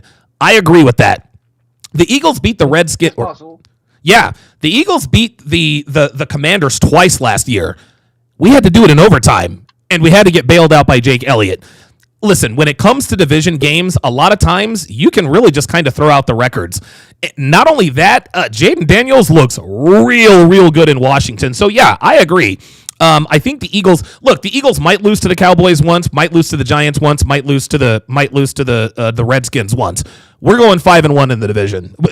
I don't see us losing 2 games in the division. We might even go 6-0. But if there is one team that sort of has our number and kind of scares us every now and again, it is the Washington Commanders. And lest I remind you, the Super Bowl run for the Eagles, we were 8-0 going into Monday night. It was the Commanders and Sam Howell that came in and ended that 8-0 streak on the road in Philadelphia. So very good comment there. Havoc Pleasant says, "Call me biased, but I don't think y'all going to beat Pittsburgh easily. That could go the Steelers' way. Injury can be the factor around the time we play." No. Well, look, they do have a defense, Pittsburgh. They could make a game of it. But yeah, no. Listen, Eagles, dude, we're going to win that game by at least 2 touchdowns. Listen, I love Mike Tomlin, and God knows I love T.J. Watt and Minka Fitzpatrick, but like that's a mismatch. Like, the Pittsburgh Steelers will have a good defense. We have a much better offense. That game will not be close. Sorry. And a good thing that the Eagles have going for them too, that'll help them way down the years. They have depth. They have depth at the offensive and defensive line. Absolutely. So they can definitely. They're built to go along. Yeah. And let's not forget either. We started 10-1 last season. We went into Kansas City and got that W. So look, man. Hey, don't sleep on Philly. Okay. Let us go to our next. Oh boy. The mess in Big D. So look, we all know the situation. For those of you who have been living under a rock, the Cowboys have their 3-star players: Dak Prescott, Micah Parsons, who's probably the best player in the league, one of the best players in football right now, and of course, CeeDee Lamb. Dak Prescott wants a new contract. Micah Parsons wants a new contract. CeeDee Lamb wants a new contract. The Cowboys have not signed any of them. Incidentally enough, the guy that they are really sort of concentrating on the most is the guy who has the least value to the team, not leadership-wise, but play-wise, and that is Dak Prescott. Listen, I love Dak Prescott. I like his story. I watched him at Mississippi State, man. He was decent at Mississippi State. I love the fact that he came in, he replaced Tony Romo, took that job. What did he go, 13-3 his rookie year? They ended up losing to the Packers in round 1. Understandable. You're a rookie quarterback. It's Aaron Rodgers. I get it. But year after year after year, the Cowboys continue to falter and flounder in the playoffs, and everyone seems to be surprised about it. But those who pay attention, we saw it coming. The Dallas Cowboys were beating up on what Chris Broussard of FS1 called tomato cans against the Carolina Panthers and the Washington Commanders. Dak Prescott looked like the greatest quarterback ever. But when they actually played, good teams, they folded like a bad hand at poker, and all of that was manifested on the field in the playoffs against the youngest team to make the playoffs in NFL history in the Green Bay Packers. That game was never close. It was over in the third quarter, and so now here we are. And so now Jerry Jones and... Say again? They lost to Arizona. Yes, so did we. So did we. And they lost to Arizona on the road. Arizona beat us at home, so I'm not going to talk shit about that. I forgot about that one. Yeah, I did not. Sorry, John, I cut you off. Go ahead. yeah, no, that's very painful, but that's quite all right. I think I'm over it. Anyway, the Cowboys are in big trouble, and I think the Cowboys. I think they're going to be a 6 or a 7 win team. Here's what I think Jerry Jones is doing. Here's why I think he hasn't paid Dak Prescott. He hasn't paid Dak Prescott because he knows Dak Prescott is not worth $65 million a season. He knows that if Dak Prescott hits the open market, the only teams that are willing to give him the money he thinks he deserves are shitty teams like the Raiders. And so now we have sort of a stalemate. And everyone is assuming, and it's funny, everyone assumes, well, Dak Prescott's going to get his bag. Yes, he will. But if he gets his bag in Dallas, the Cowboys will never win a Super Bowl as long as he's there. Jay Blaze, you are the resident Cowboys fan. What is your take on this entire situation? Dak, Micah, CD, Jerry, and the whole drama in Dallas. I blame this completely on the Cowboys front office. Okay. Jerry Jones is playing things like it's the 90s. Ooh. Where he can say a few things on TV and scare these players into signing a bad contract. I'm just like, these players know what's up. They like, even the regular sports fan knows like the contract situation, and stuff. And dude, Jerry just doesn't understand. And then you had to pay CD Lamb before Justin Jefferson because Kirk Cousins went to Atlanta. Damn. Yep. They could pay Justin Jefferson $5 million over asking price. That's right. And where now with CD Lamb, you have to pay him $36 million instead of probably $30 last year. Yep. And dude, that's the issue. You have to pay him early because now he's like, what do I do? Like, I'm going to lose CD Lamb after this year, or you're going to have to franchise tag him. And then Micah Parsons, he's such a troublemaker because, dude, he has his own podcast. Dude, they lost the Packers. He left immediately, and then talked on his podcast. And the front office of the Cowboys was like, they're like completely done with him. I love it. He's the best defensive player in the league. Yes. So you can't lose him. So, dude, I think you just have to like bite the bullet and just say to Dak Prescott, no, we're done with you. Like we'll give you this amount of money, but if not, just walk. Okay. And then you focus on CD Lamb and Micah Parsons. I think that's what they're doing, Jay Blaze. I think that's exactly what the Cowboys are doing. Jerry Jones and Stephen Jones have said, okay, Dak has put up the numbers, right? He was second in the MVP voting last year, which is fucking ridiculous, but whatever. Okay, fine. But Jerry and Stephen Jones, they're not beholden to the media. They're the ones that have to pay this dude. They're the ones that have to take the L's in the playoffs. And they're not listening to the media. They are looking at what's happening on the football field. We are good against terrible teams and bad against good teams. And you don't play shitty teams in the playoffs. This is why the Dallas Cowboys continue to have ineptitude in the playoffs. Okay, their last playoff win was against the Tampa Bay Buccaneers and 57-year-old Tom Brady during his last season. Sorry, doesn't count. Dak Prescott running into the end zone and flexing. Like, bro, why are you flexing against the Redskins and the Jets and the old, like, what are we doing? So I think that Jerry and Stephen Jones have finally just said, you know what? Dak ain't worth $65 million a year. What we're going to do is we are going to watch. If Dak is worth $65 million a year, he's going to prove it this season. We need another 12 wins. We need at least 12 wins, and we need at least 2 playoff wins if you want this money. And we all know that is not going to happen because, of course, Tyron Smith is now with the New York Jets. Their offensive line is disheveled. They have Ezekiel Elliott is their number 1 running back. The Cowboys it is going to be an absolute dumpster fire, and I think Jerry and Stephen Jones know it. If they hitch their wagon to Dak Prescott, Jerry Jones can kiss another Super Bowl ring goodbye. And I think a lot of people are assuming that Jerry Jones wants a Super Bowl ring so badly. Never forget, guys, he still has 3. So if he dies today, he's not going to regret. We all hear the sound bites, Jerry Jones. The screaming you hear in Dallas is me, is me screaming for a Super Bowl. Jerry, you've already got 3. You've already got 3. And if you want to guarantee, and Jerry understands that if he wants to guarantee that his Super Bowl cap is 3, pay Dak Prescott $65 to $70 million per year. Miami J, what you got on the situation? Yeah, look, we talked earlier about Brock Purdy being the most underrated player in football. I think, for me, Dak Prescott may be the most overrated player. I agree. In football. I agree. He is not even close to being worth let alone $40 million. No, he's not. I mean, we talked earlier about Tua. He doesn't deserve to be in the top 4 quarterbacks, and I think Tua's better than Prescott. Yeah, I think if I'm Jerry and Stephen Jones, I'm securing the rest of my team. I'm paying CeeDee Lamb. Yep. I'm paying everybody that needs to get paid, and I'm drafting another quarterback. I'm not keeping Dak Prescott. I let him hit the open market. I think that this is a win-win for Jerry Jones, because if Dak Prescott balls out, okay, well, now we can offer him another contract. If he doesn't, no problem. We'll pick in the top 10. We've got some draft capital. We'll move up and draft a quarterback. And now you've got a quarterback on a rookie deal with a young number 1 wide receiver in CeeDee Lamb, who is in his prime and arguably the best defensive player in football. Jay Blaze, last thoughts on this. So the issue with Dak Prescott is you owe him $59 million because they restructured the contracts this year, and then it's $40 million dead cap hit if he leaves. So that's why they're up against it. Yep. Because even if he has all the leverage. Bye to Dak, but if you have a 4D chess move, who are the top teams that would pay Dak Prescott next year? The Raiders. Raiders and Giants. Not even. Raiders and Giants, right.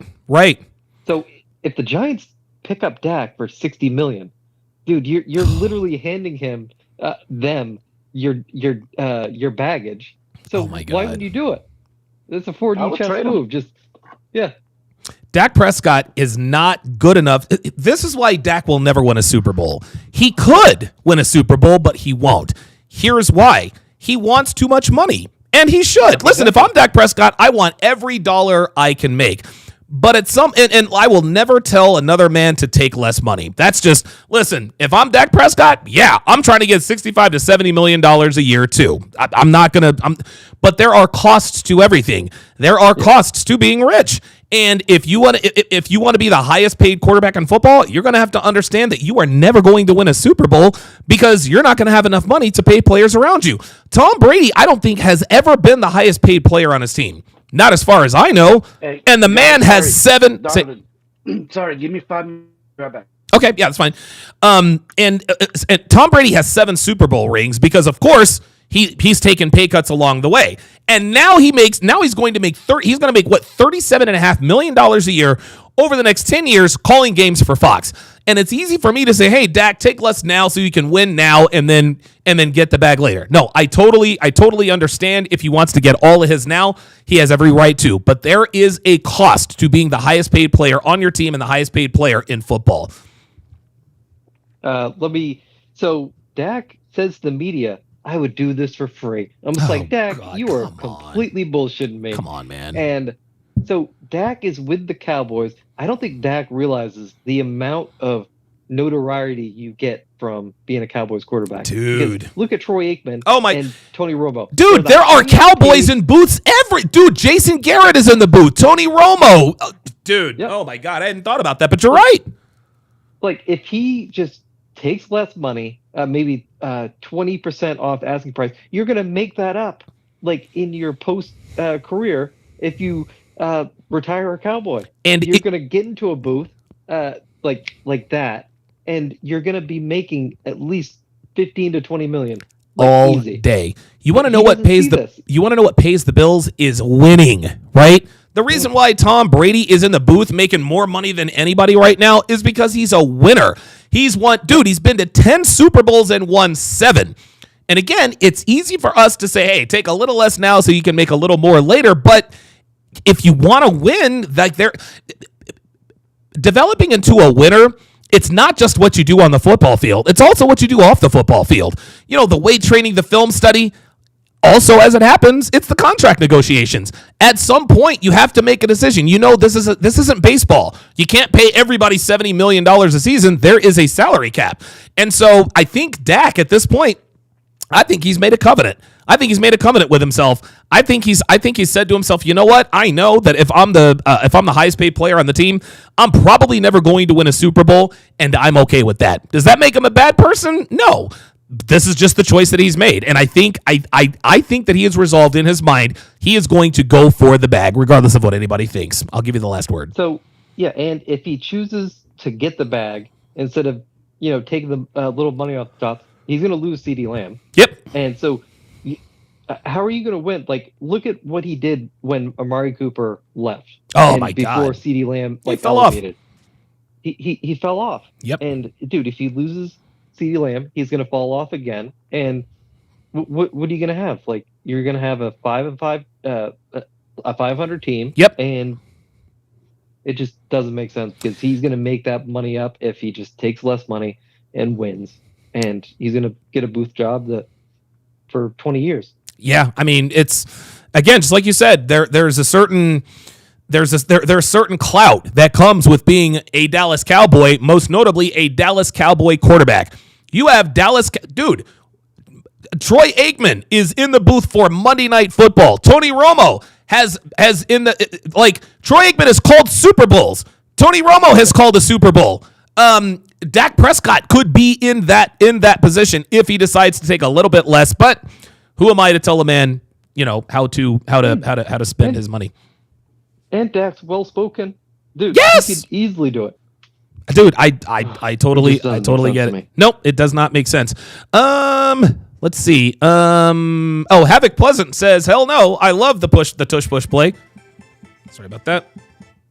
He says, "Gotta stop it. Eagles don't miss often when using absolutely." Then he also says, "Yes, you can push players forward.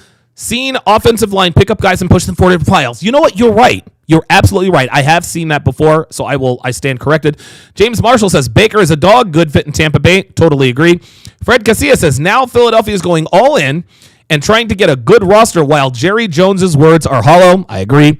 Havoc Present says, "We will see because I will be watching. Make sure you do that show the following Monday." Absolutely. Schizo, interesting, says, "Donovan, but you still have to pay the offensive line. Tua is going to be running for his life." What do you think about that? Because I'm not really sure about what's going on with the Miami Dolphins offensive line. As far as I know, they have effectively protected Tua, but it seems that Schizo thinks that for some reason you got to pay the offensive line. What are your thoughts there? I guess wait till Miami J gets back on that one. I think they have a probably average offensive line. Okay, I haven't seen any big names, but he didn't get sacked too often, I don't think. Not as far. So, and when he did, I mean, he looked good. He didn't sustain any concussions, and he played all 17 games last year. Tua played 17 games last year and a playoff game, even though he was, frigid Buffalo. I think the only way the Dolphins could ever possibly win a Super Bowl is if they're the number 1 overall seed. The road to the Super Bowl has to go through Miami. In order for them to get to a Super Bowl. Look at the AFC. Look at the top quarterbacks of the AFC. Do you see Tua winning in Baltimore? Nope. We saw what he did in Kansas City. Pittsburgh? Nope. Nope, not a chance. Kansas City? No. Nope. Buffalo? No. Hell no. Like, what are we doing? He needs a warm weather team. Like, yeah, dude. He would do better in the NFC because there's way more closed off stadiums. No, I agree. What teams in the AFC are not cold? What good teams in the AFC are not cold weather teams? Indy. Okay. Indy is pretty good. Miami. Everybody else is a cold weather team. Buffalo, Kansas. I mean, yeah, he kind of screwed himself. Maybe San Diego, but he kind of himself Los Angeles, LA, AFC. Wow, yeah, you're right. But the reason why that's the reason why the Dolphins picked him, because he is an excellent warm weather quarterback. Unfortunately, the games that matter the most are either played in a dome or they are played in cold weather. All right, let's move on to our next topic. Of course, the number 1 overall pick in this year's draft was Heisman Trophy winning quarterback for the University of Southern California, the USC Trojans, Caleb Williams. He was drafted number 1 overall. And it appears.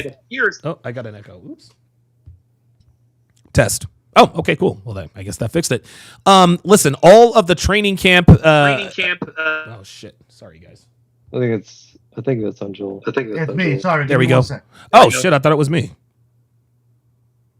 We good? Yes? Oh, looks like we're good. Joel?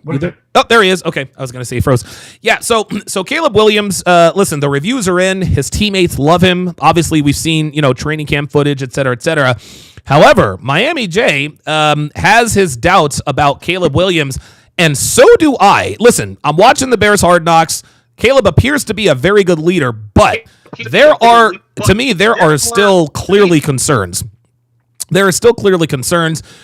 Look, the thing with his mom, the thing with his fingernails, going up into the stands and crying to his mom, those things are very, very concerning to me. So what I want to know, Miami J, is now, can Caleb Williams deliver? Absolutely. He's got the talent. He's drawing comps to Patrick Mahomes, which I think is fair. I think he's more athletic than Patrick Mahomes. Patrick Mahomes is obviously one of the greatest quarterbacks ever. But I still think it's a fair comp. Will Caleb Williams deliver? He can clearly, but do you think he will? I'll go with you, and then I'll go with Jay Blaze. Go ahead. Oh, I can't hear you, Miami J. You muted yourself. Sorry. There we go. No, that's okay. I was muted there. That's all right. No, I don't think he can, and I don't think he will. Okay. I think he's going to be one of the. And I could be wrong. Obviously I could be wrong, but I think he might be one of the biggest busts since Ryan Leaf. Woo! This kid's attitude does not spell winner to me at all. Wow. I think the ego's too big. The talent's not enough. Okay. There's talent there, obviously. Sure. But it's not enough to warrant the size of this kid's ego. Okay. And then, you go back to the USC things, like crying to his mommy, painting with fingernails, all this crazy nonsense. I don't see it. I could be wrong. I could be back here week 3 after he put up 25 touchdowns in 3 weeks. I don't know. And eat crow, but I don't think he's going to do it. Jay Blaze. Can you do like a quick poll? Who would draft Caleb Williams in their fantasy league? I don't think anybody would. No. So would anyone draft him other than Otto? No. Like, you're gonna have an auto draft, and you're gonna be like, "Oh shit, Caleb Williams." Right. So one of his first things, he yelled out his signing bonus. I remember that. Yeah, $25 million. Dude, that was cringe. Yeah. And dude, if you have a few. Well, hold on. Let me stop you right there because Miami J made a face. To be fair, every one of the Bears that had been newly signed called out their signing bonus, but you're Caleb Williams. Of course your signing bonus. I remember one guy who was very popular who actually got hurt. He's like, hey, my name is blah, blah, blah. He's from Canada. My signing bonus was $20,000. The guys gave him a hand because, look, man, $20,000 is $20,000 fucking dollars, right? But I agree. Caleb Williams saying, hey, my signing bonus was $20. Well, of course it's $25 million, the number 1 overall pick. Go ahead, Jay Blaze. So are we going to – is this guy going to take, the Bears O-line on dirt biking or something some he better activities like that? I don't think so. And I just and if you he has a really good offense. 2 wideouts that are really good and stuff. And dude, if he gets a few losses under his belt, is he just gonna? He might not handle it well. Because we saw this in UFC. Dude, they fell off end of the year. Yeah.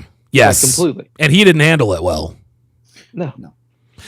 I tell you what, the trajectory this needs to go for him to be successful is he needs to take those early losses. Yep. He needs to go 0-10. Yep. And then his coaching staff has to be good enough and smart enough to coach him through rebounding to have a good end of the season. And that's not going to happen because Matt Eberflus, brilliant defensive mind. Absolutely. Yes, absolutely. The way they look, man, defensive head coaches cannot develop young quarterbacks. We see it time and time again. Robert Saleh screwed the pooch with, who was it? Zach Wilson, right? Now Zach Wilson is in Denver. Dude, the list goes on. Jeff Fisher screwed up Jared Goff before he got with Sean McVay. I think Matt Eberflus, I don't think he survives the season. I think if Caleb Williams is going to win Rookie of the Year, it can't be under Coach Matt Eberflus. But if the Bears go 0-5, 1-4, I think Eberflus is gone. Then we'll find out who Caleb Williams really is. Because in my opinion, I think Caleb Williams is boom or bust. He's either going to be really good or he's going to be really bad. I don't see Caleb Williams as a 9-8 quarterback. I don't see him being an average quarterback. He's either going to be really great or he's going to be really, really terrible. You know what hurts him is the expectations. Oh, of course. I haven't heard this much hype for a quarterback coming out of college since Andrew Luck. I mean, the way they're talking about him, he's like a lock. Well, I'll put it to you this way. The reason why the expectations are so high and the reason why the expectations are expected is because what's around him. He is coming into probably one of the greatest situations for a rookie quarterback ever.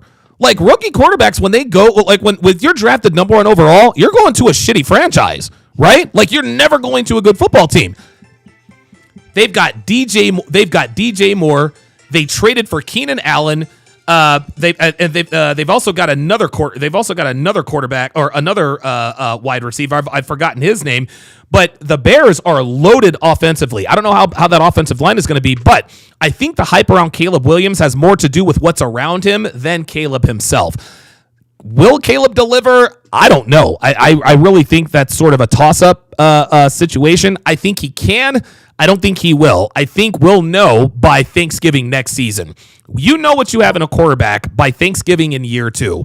We'll either know early on or we'll know by Thanksgiving, but it's anybody's guess. But I think the one thing that will keep Caleb Williams from reaching his full potential is what's up here. He really needs to let go of that ego and understand that everybody in the NFL is fast. All of the defensive backs can run with the wide receivers, and you're not going to be throwing into wide open windows in 75-degree weather in Southern California. You're in Chicago, man. You're in the NFC North, dude. You got to contend with the Lions, the Packers. The Lions, the Packers.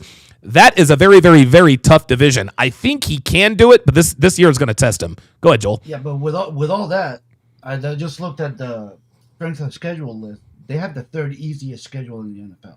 Wow. So we actually should know about him pretty early. Okay. Let's see. They open up against Tennessee, then they go to Houston, then Indianapolis, LA Rams, and Carolina week 5. So I think we'll know how this is going to turn out pretty early in the season. By that Carolina game, we'll know. Yeah, we will know. Adds to the pressure. Aren't they moving stadium soon? I think so. Yeah, I think they're moving stadium soon. Yeah. So you're gonna have a brand new opening to a new stadium. Oh boy! Like they expect you to have a really good season there. Miami J, let's take a step back here. What's Miami's offensive line situation? Pretty status quo as far as last year's concerned. Okay. Because I don't think Tua ran for his life. No, he didn't. But we're returning most of our starters. No, Tua doesn't run too much. He has Mostert back there to hand the ball off to. Okay. Oh, yes. And Devon Achane. Yeah. And Devon Achane this year. Of course. I think he might be one of the breakout players this year. Mind you, he broke out last year with that 70-point game. Oh my God. Touchdowns. That was dude, the fucking cha-cha they were. Oh my God, that was crazy. That was everybody knowing he had talent. Yeah, and speed. Achane might break out as one of the best running backs in the league this year. Okay. All right. Keep an eye on the backfield of the Miami Dolphins. Let's switch positions here. Let's switch positions here and talk about a couple of receivers that are holding in. So the Cincinnati Bengals superstar wide receiver Ja'Marr Chase is holding in for a contract. And by hold in, that means he is in camp, but he is not participating. Brandon Ayuk is doing the same thing.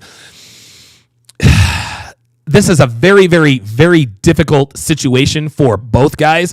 I think it's a no-brainer to pay Ja'Marr Chase. He is clearly the best receiver on your team, one of the best receivers in football. We all know he went to LSU.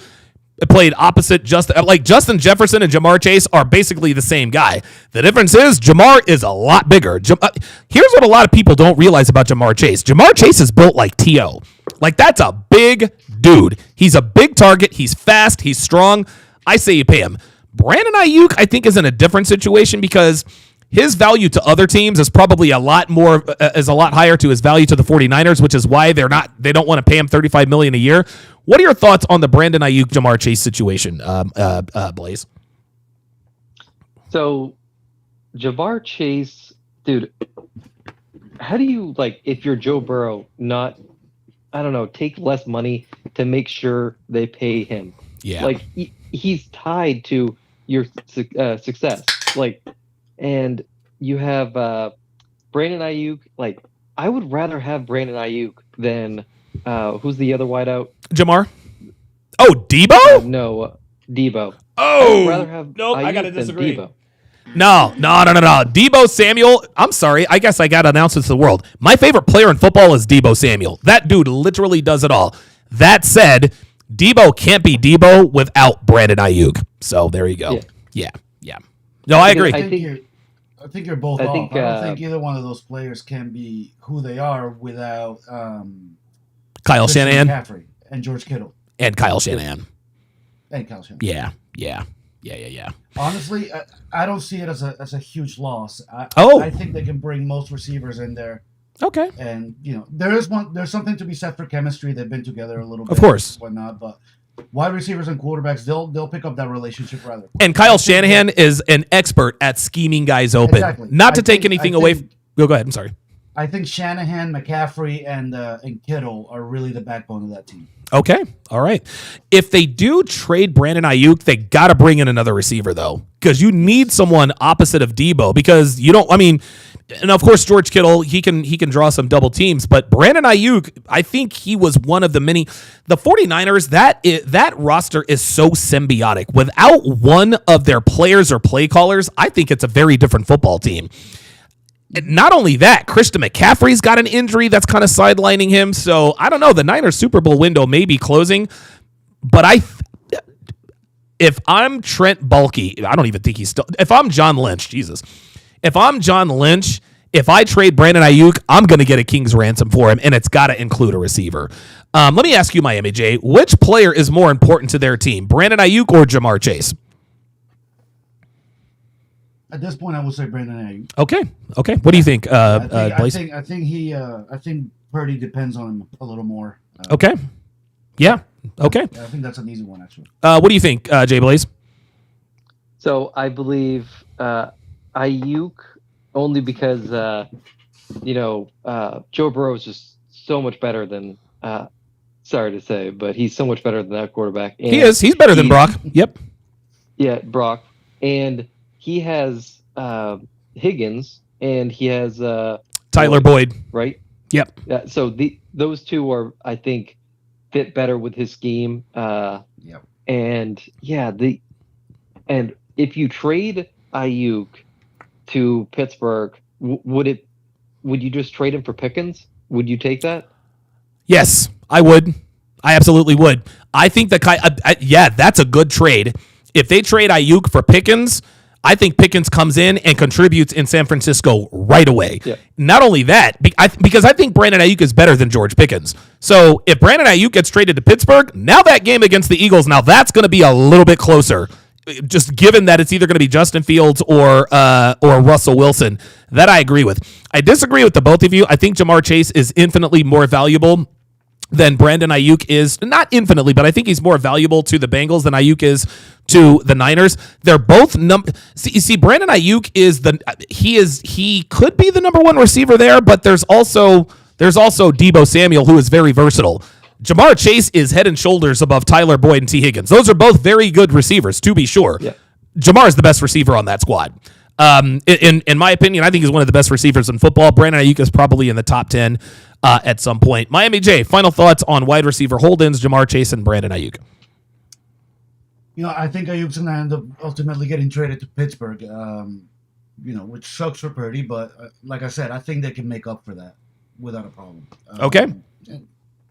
I don't know much exactly about the Jamar Chase situation, but I got to disagree with you. I think one-on-one, like as an individual receiver, he's way better than Ayuk. Okay. But he's not as valuable to his franchise or to his quarterback. Okay. Say, that makes sense. Okay. So you're saying that Joe Burrow doesn't need Jamar Chase as much as Brock Purdy needs Brandon Ayuk. Now that I can agree with. That I agree with. Okay, very good. That's a good way to wrap that up. Our next topic. Oh boy, Skip and Shannon. So, for those of you guys living under a rock, a few months ago, Shannon Sharpe, actually a while back, Shannon Sharpe joined ESPN's First Take after he fell out with Skip Bayless on FS1's Undisputed. Undisputed these last couple of months is Joe Namath with the Rams. It's Emmitt Smith with the Cardinals. It's O.J. Simpson with the 49ers. Like, Undisputed was a shot fighter, man. It was, dude, they're running everybody. Keyshawn Johnson, Michael Irvin, Paul Pierce. It's just, the show wasn't the same. Skip Bayless unceremoniously decided to quit. I think they wanted him to leave. He didn't make an announcement. He just had the show, or, see you on Monday, and I can't wait. Then he goes home. Social media, hey guys, I'm done with Undisputed. Jay Blaze, what are your thoughts on the 7-year run that Skip Bayless had with Shannon Sharpe? We know Shannon Sharpe landed on his feet. He's got Club Shay Shay. He's on First Take. I don't know. I think Skip Bayless's television career is over. What say you? So the issue Skip Bayless had was they made the show into like a hip hop thing because they had Lil Wayne doing the intro and stuff, and they tried to make Skip into Drip Bayless. That did not fit with Skip Bayless. Like Drip Bayless, because he's always got the Jordans and the chains and shit. Oh my god, I never thought of that. That's what Drip Bayless. So Skip is 74. They should have made him like the curmudgeon of the show, but then it would have taken back. And Skip, he used to say this like the wildest. Yes, stuff. when he was with Stephen A, he was the old curmudgeon. Yeah. Right. Yeah. Right. Like, right. He used to say the wildest stuff, but then when anything about race came up, dude, he like went on his back and just showed his belly every single time. It's like, Skip, like, push back at least. Like, you saw him with the Cowboys, dude. He called Troy Aikman gay in one of his books. Oh my god, that's crazy, man. Like, dude, what are you doing? He needs to do some of that weird stuff. And then when Shannon left, they, I think it was during the NBA Finals, if I'm not wrong, and so they missed out on that big thing. And then they came back, and he was the host of his own show because he X'd out Jenny Taft. Yep. So they had no host. So Skip was like in right field just going, hey guys, I'm here, even though he was hosting. And then it would come back to him, and he's like, and then he'd have no time to like even respond to anything because Keyshawn and all the other guys would take his time. Dude, it was a mess. What are your thoughts, Miami J? Look, I think that show was over the second Shannon Sharpe left. He made that show. People used to tune in for him, not for Skip. I agree with you. I think his TV career may be over. This might be it. He'll probably start a podcast or get hired on like Sirius XM or something. Yeah. I think he'll have a podcast. I think he'll be on Sirius XM. I think his television days are over. Big Tay 85 says Skip got his karma. What he did to Shannon Sharpe. There is no such thing as karma. What happened to Skip is cause and effect. You can't sit across from your co-host and literally insult him and tell him that he is jealous of Tom Brady. Like, you just can't do that. You cannot disrespect. That's not karma. It's cause and effect. If you disrespect someone, they are going to react adversely. Skip or Shannon clearly carried the show as far as I'm concerned. Now, Shannon had some questionable takes, and he's an SJW and all that other kind of stuff. I don't pay attention to that stuff with these guys. I only pay attention to their sports takes. But I agree with Jay Blaze. I think Skip, unfortunately for him, he allowed social media to sort of beat his brain. For example, for those of you who my main brand is I break down dating shows, and there's this alpha guy. His name is Harry Jowsey. He's a tall British guy. He's 6'5", devilishly good looking. He's a womanizer. Blah blah blah blah blah. The media in the world have done such a good job convincing this man that he is a bad person. He is actually on these shows trying to be a good guy. And it's not working, and he's still getting chicks. Skip Bayless allowed social media to do the same thing. They called him racist, and to a degree, Skip Bayless has said a lot of things that certainly makes him look like he is a racist, but if that's what you want to do, then stay in your lane. No, he decided, like Jay Blaze said, to be Drip Bayless, and it just didn't work because the guy working across from you is also black. This whole First Take thing, this all started, for those of you who haven't watched ESPN for that long, it started off with Stephen A. Smith and Skip Bayless. They had this short segment on ESPN called Old School versus New School. Old School was the old curmudgeon, Skip Bayless, Otto Graham and, Y.A. Tittle. And Stephen A. is like, yo, wake up, man. It's all about Patrick Mahomes, Lamar Jackson, and Jalen Hurts. That was a good back and forth. somewhere along the way, Skip decided that he also wanted to be Stephen A., and that in large part is why he went to FS1, but he brought in the wrong host. He brought in Shannon Sharpe, who is black. You can't have two social justice warriors on the same panel and then insult him. It's just, it's ridiculous. Look, I think he also fell into the trap that a lot of sports media falls into and thinking that they have to have some kind of gimmick. Oh, yeah. Show some kind of hook. Just be yourself, man. Just be yourself and have good, smart takes on the sports that you're reporting on. You'll be fine. Listen, I can't say that I feel sorry for Skip Bayless because, listen, he made his bed, and now he has to lay in it. Of course, Shannon Sharpe is taking the high road. Hey, I wish the best for Skip. And listen, Skip Bayless, let's keep it real. He is one of the pioneers of this genre of sports talk debate television. He was one of the first, him and Stephen A. So, listen, I'll certainly give him props for that. Hopefully he lands on his feet, but I think his television career is over. Can I add one thing? Yeah, absolutely. So if Stephen A. Smith didn't hire Shannon, I think Skip could have easily done a few, like a day or two segments on First Take and like kind of revived himself a little bit. But dude, Shannon has like 1 million subscribers on his nightlife. He's incredible. Dude, he has like 2 channels with 1 million subs. And nobody says no to him on his I mean, dude, he's a superstar. Exactly.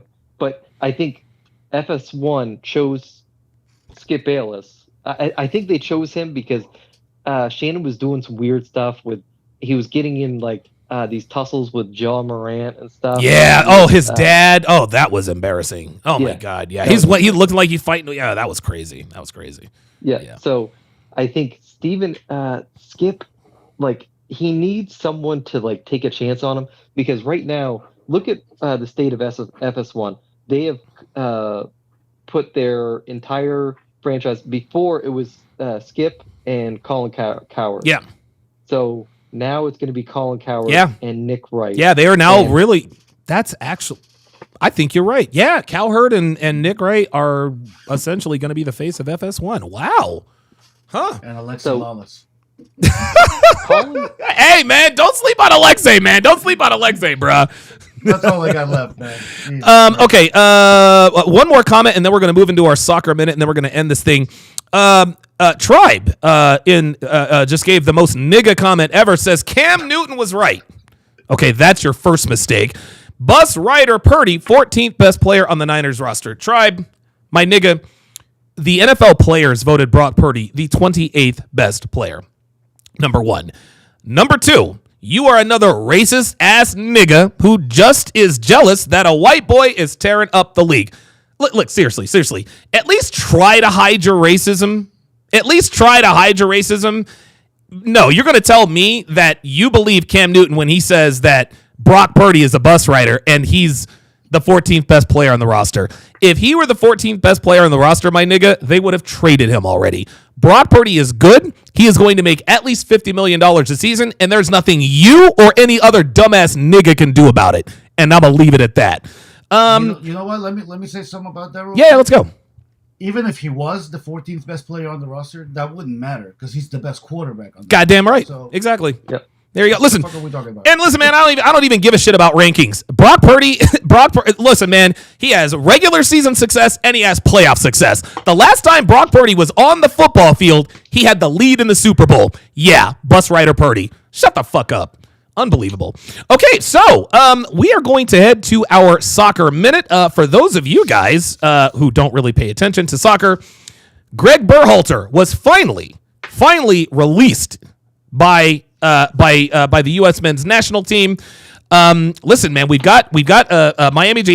He's our resident soccer expert, football, and I swear to God, the first motherfucker that comes in here say it's called football, not soccer, I'm gonna ban the fuck out of you because you know you call it soccer just like every other red-blooded American in here. All right, Miami J. So we have got so there's a coaching search out here. The first one that I have on the screen I don't recognize. But he's a serial winner, international experience. No. Oh, sorry. Go ahead. Sorry. I should have explained the slides a little bit better. Yes. That's just a photo of Jurgen Klopp. He was the dream candidate that U.S. Soccer was going after, but he said no. Now, the things listed there are, first off, serial winner. That's what U.S. Soccer described the next coach as. That's who they're looking for. Okay. And those are some other things that I believe the coach needs to have. He needs international experience. Okay. We need a coach that has a record of overachieving, performing better than you're expected to, having, a team outperform the expectations. He needs to be an outsider, can't be from within the U.S. soccer sphere again. And, okay. I forgot, what's the last thing below there? Bigger than the players. He needs to be a bigger personality than the players. Oh, okay. Under Greg Berhalter, this team, and it was obvious near the end, this team was run by the players, not by Greg Berhalter. Okay. So we're all too comfortable under Greg Berhalter. So let's do this. Okay. Let's real quick go back. Okay. Before the summer, Greg Berhalter's still the coach, and this was supposed to be the summer where U.S. Soccer took a big level up. Right. Okay. Number 14 in the world, all that. Yep. Going into Copa America at home. Copa. Going into the Olympics. This was supposed to be the summer. Most important summer and most the summer that was going to prepare us for the World Cup in 2026. That's here at home. Okay. We bombed out of the Copa America. We got beat by freaking Panama. Oh my God, that was painful. That was painful to watch. It still took about a week for Berhalter to get fired after that. And I don't give props to U.S. Soccer for firing him. I give props to the fans and the supporters groups who put the pressure on him. Yeah. They put the pressure on them and the sponsors, and that caused the media to finally take notice, and the media start calling for somebody new to come in. And, all accounts are that U.S. Soccer, about 3 days after we bombed out of the Copa America, had some kind of emergency meeting because of the fan reaction. They had no intention of getting rid of Berhalter. Wow. So anyway, we finally get rid of Berhalter. We go into the Olympics, and again, we bomb out. That was a pathetic display. Mind you, that roster was picked by Berhalter. Okay. So the summer of soccer was a big bust. Now we need to go into this coaching search. U.S. Soccer needs the mindset of they have to get this right. Okay. The reason being, they have lost the trust of the fan base. And right. Also. Okay. That happened when they hired Berhalter under nefarious circumstances. And then when when his contract ran out, they did this 6-month search with some outsider firm, interviewed all these candidates just to end up with Berhalter again. So this is essentially them correcting their mistake, firing Berhalter, and realizing, okay, we need somebody new. But they have to get the hire right. So with that in mind, if we go to the next slide. Okay.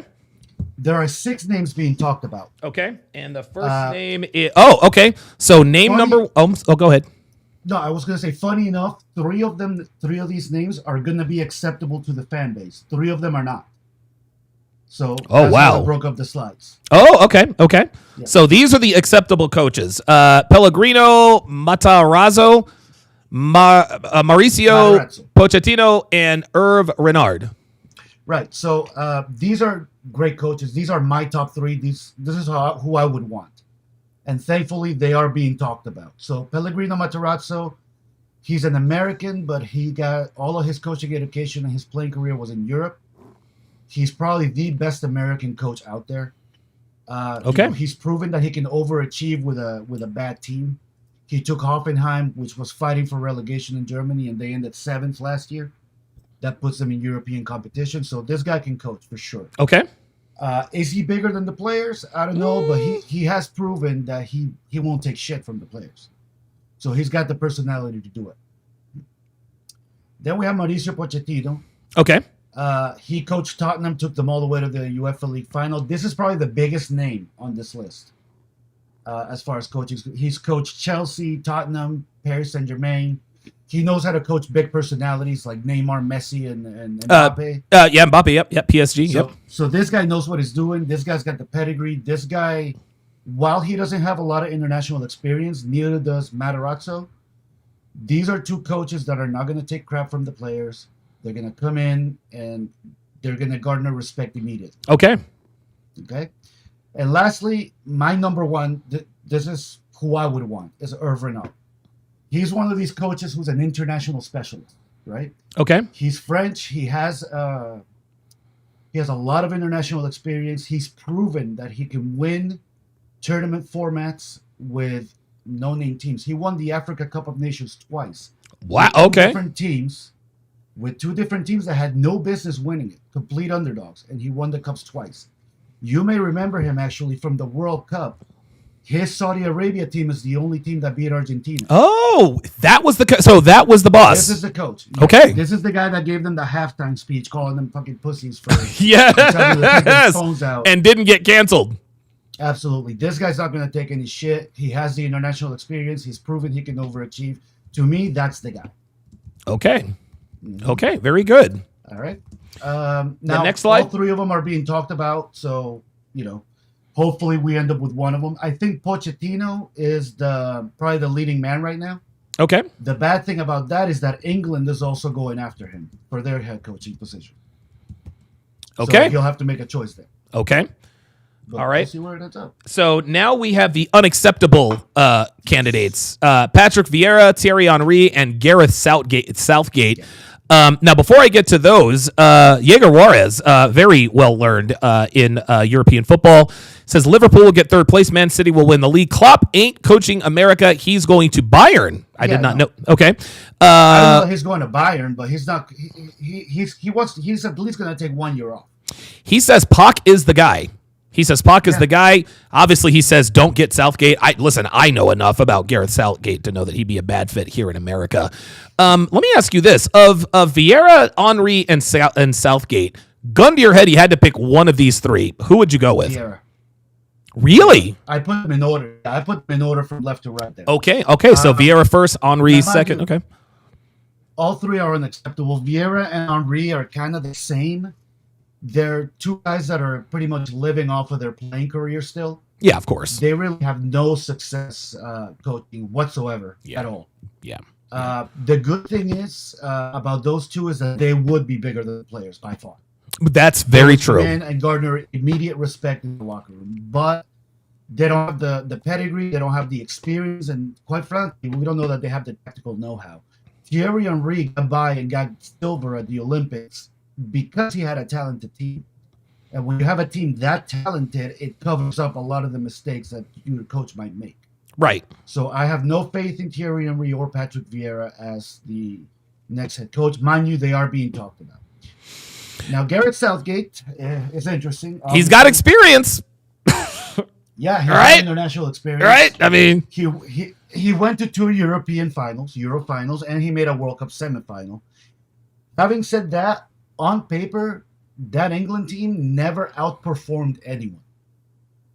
Those England teams should have won that World Cup and should have won those Euros at home.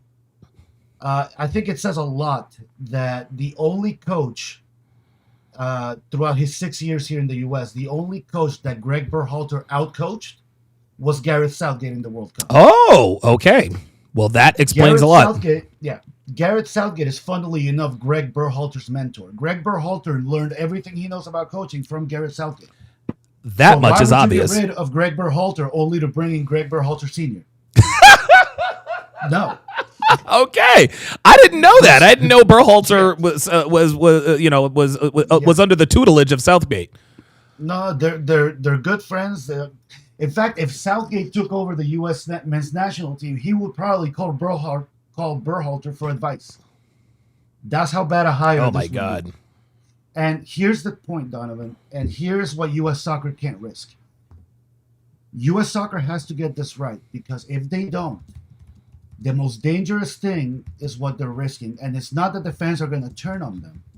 It's that the fans are going to disengage before the 2026 World Cup. If you have an apathetic fan base going into the World Cup, which is what will happen if they don't get this hire That's right. It's over.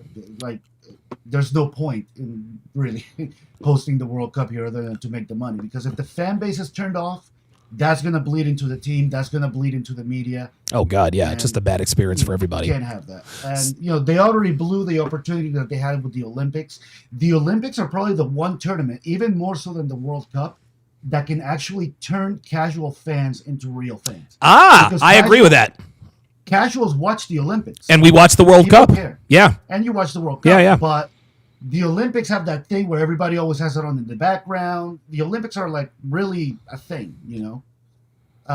If you want to watch the World Cup, you actually intend to watch it. The Olympics, you have no choice but to watch it. But they wasted that opportunity. If you ask me, we could have medaled in soccer at the Olympics. We have enough players that could have been on that team that didn't even call up. You know, Diego Luna, Giovanni Reina, Fuller and Balogun, Ricardo Pepe, Yunus Musa, they all could have been at the Olympics. But we didn't even call them up. So now I've got U.S. Soccer. Go ahead. Sorry, U.S. Soccer's working on a huge trust deficit. Sorry. Oh wow, a huge trust deficit. Yeah, we have to if they want to rein in the casual fans. I agree they have to get this right. Other coaching candidates that you have here on this slide: David Wagner, Rafa Benitez, Hugo Perez, Joaquim Lowe. Any coach from MLS is unacceptable. Steve Cherundolo, Wilfred Nancy, Jim Curtin, Brian Schmetzer, Caleb Porter, Peter Verms. Why are MLS coaches unacceptable, other than the obvious? Number one, they're insiders. They're probably in this good old boys club. I hate using that term, but you know, it is what it is. The U.S. soccer clique that former players, which is where Berhalter came out of, and they always look out for each other. They cover shit up. They don't want to take any tough questions from the media. It's just another insider. We need an outsider to come in and change the culture of this team. None of the coaches in MLS either have the experience to do it. To really take on a national team, be 2 years out from a World Cup and transform it, none of them have the experience. If I gun in my head, if I had to take one of the MLS coaches, probably Wilfred Nancy. Wow. Okay. But the other ones to me are completely unacceptable. The other four on the left hand side, they could be acceptable. Hugo Perez, he's a bit of an insider, but he has a record of overachievement that really would give you confidence going into it. He's proven that he can win with the likes of El Salvador. Okay. Actually, they managed to tie the United States against. He outcoached Berhalter every time they played. Of course. Who doesn't?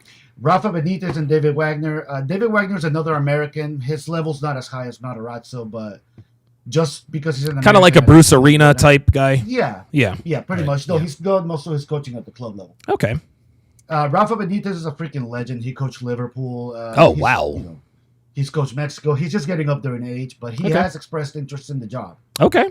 All right. So we'll see. And Joachim Low, coached Germany for 20 some odd years, won a World Cup. Yes. So he's got the experience. And in fact, famously, he was Jurgen Klinsmann's assistant in Germany. Oh, that makes all the sense in the world. And it's widely rumored that it was Lowe who ran that team, not Klinsmann. So who would you pick if you are Mr. U.S. men's national team? Who are you going to hire as the new team boss? Oh, Bernard. Okay. Okay. Yeah. And do you think that he's the guy that they're going to target? Or are they thinking differently? Because historically, they haven't made very good decisions with outside of Jurgen Klinsmann and Bruce Arena early on.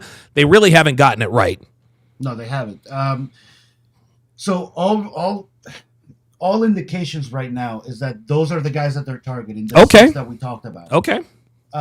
They're really going hard after Pochettino. If they get him, that's fantastic. He's a A-lister name. Okay. He's a damn good coach. The reason I like Renard better is because of the international experience. Okay. I think that's very important, especially because the international game and the club game are so different. Mind you, I have full confidence that Pochettino could figure it out, but I want somebody who's going to be ready on day one, and I think Renard gives us that. Okay, very good. Ken Rose with the $2 super chat. I appreciate that. Very, very much, guys. That is going to do it for this edition. So we're going to call this Chop Block. We're going to call this the Chop Block podcast. Very much looking forward to doing this. I think we should do these every Monday if we can. We'll talk behind the scenes about availability, but I think Mondays would be a great day for this because it's after all of the main games, and then of course we can talk about the Monday night game coming up with the Thursday night game. Et cetera, et cetera. And of course, now I'm going to be much more consistent now that my health issues appear to be over and that I am fully settled in. So thank you guys very much. Thank you to Ken Rose for the super chats. Yes, we will absolutely be having a breakdown today. We're going to be finishing up Love is Blind UK episode 1, so I'm looking forward to that. So until next time, guys, real quick. Oh, yeah, sure, go ahead. Sorry. No, you're right. Guys, just another reminder, if you want to join the TSR Fantasy League, TSR League, yes. Send me an email, mia305.j@gmail.com, and just put TSR Fantasy in the subject line, and we'll get you signed up. Okay, very good. Excellent. Great plug. And we are going to have, we're going to live stream. We're going to live stream the draft, which is September I forgot what the date was. September 1st. Yeah, September 1st. Yep. And we usually, that's 1 week before the start of the NFL season. I don't like drafting. I like to do it the Sunday before the season starts. Absolutely, because right. I don't understand why guys are drafting or having their drafts a month from now. Like guys get hurt all the time. You guys know how that goes. Also, guys, keep in mind, this is a league where you're not only going to play with Donovan, you get to play with Rolo Tomasi, yes, Jay Blaze, and myself. So, listen, this is a long-standing tradition. I think this is our 6th or 7th year for something like that, because we've done this for a while. Like we've done this. I think I've moved twice since we started this fantasy league, if I'm not mistaken. 2017 was the first year we did it. Oh my God, it's 2024. This is our 7th year. Dude, wow, sure. Wow. So listen, join the TSR Fantasy League. Jay Blaze is our defending champion, so of course he's got to lose. We got to make sure we have no repeats.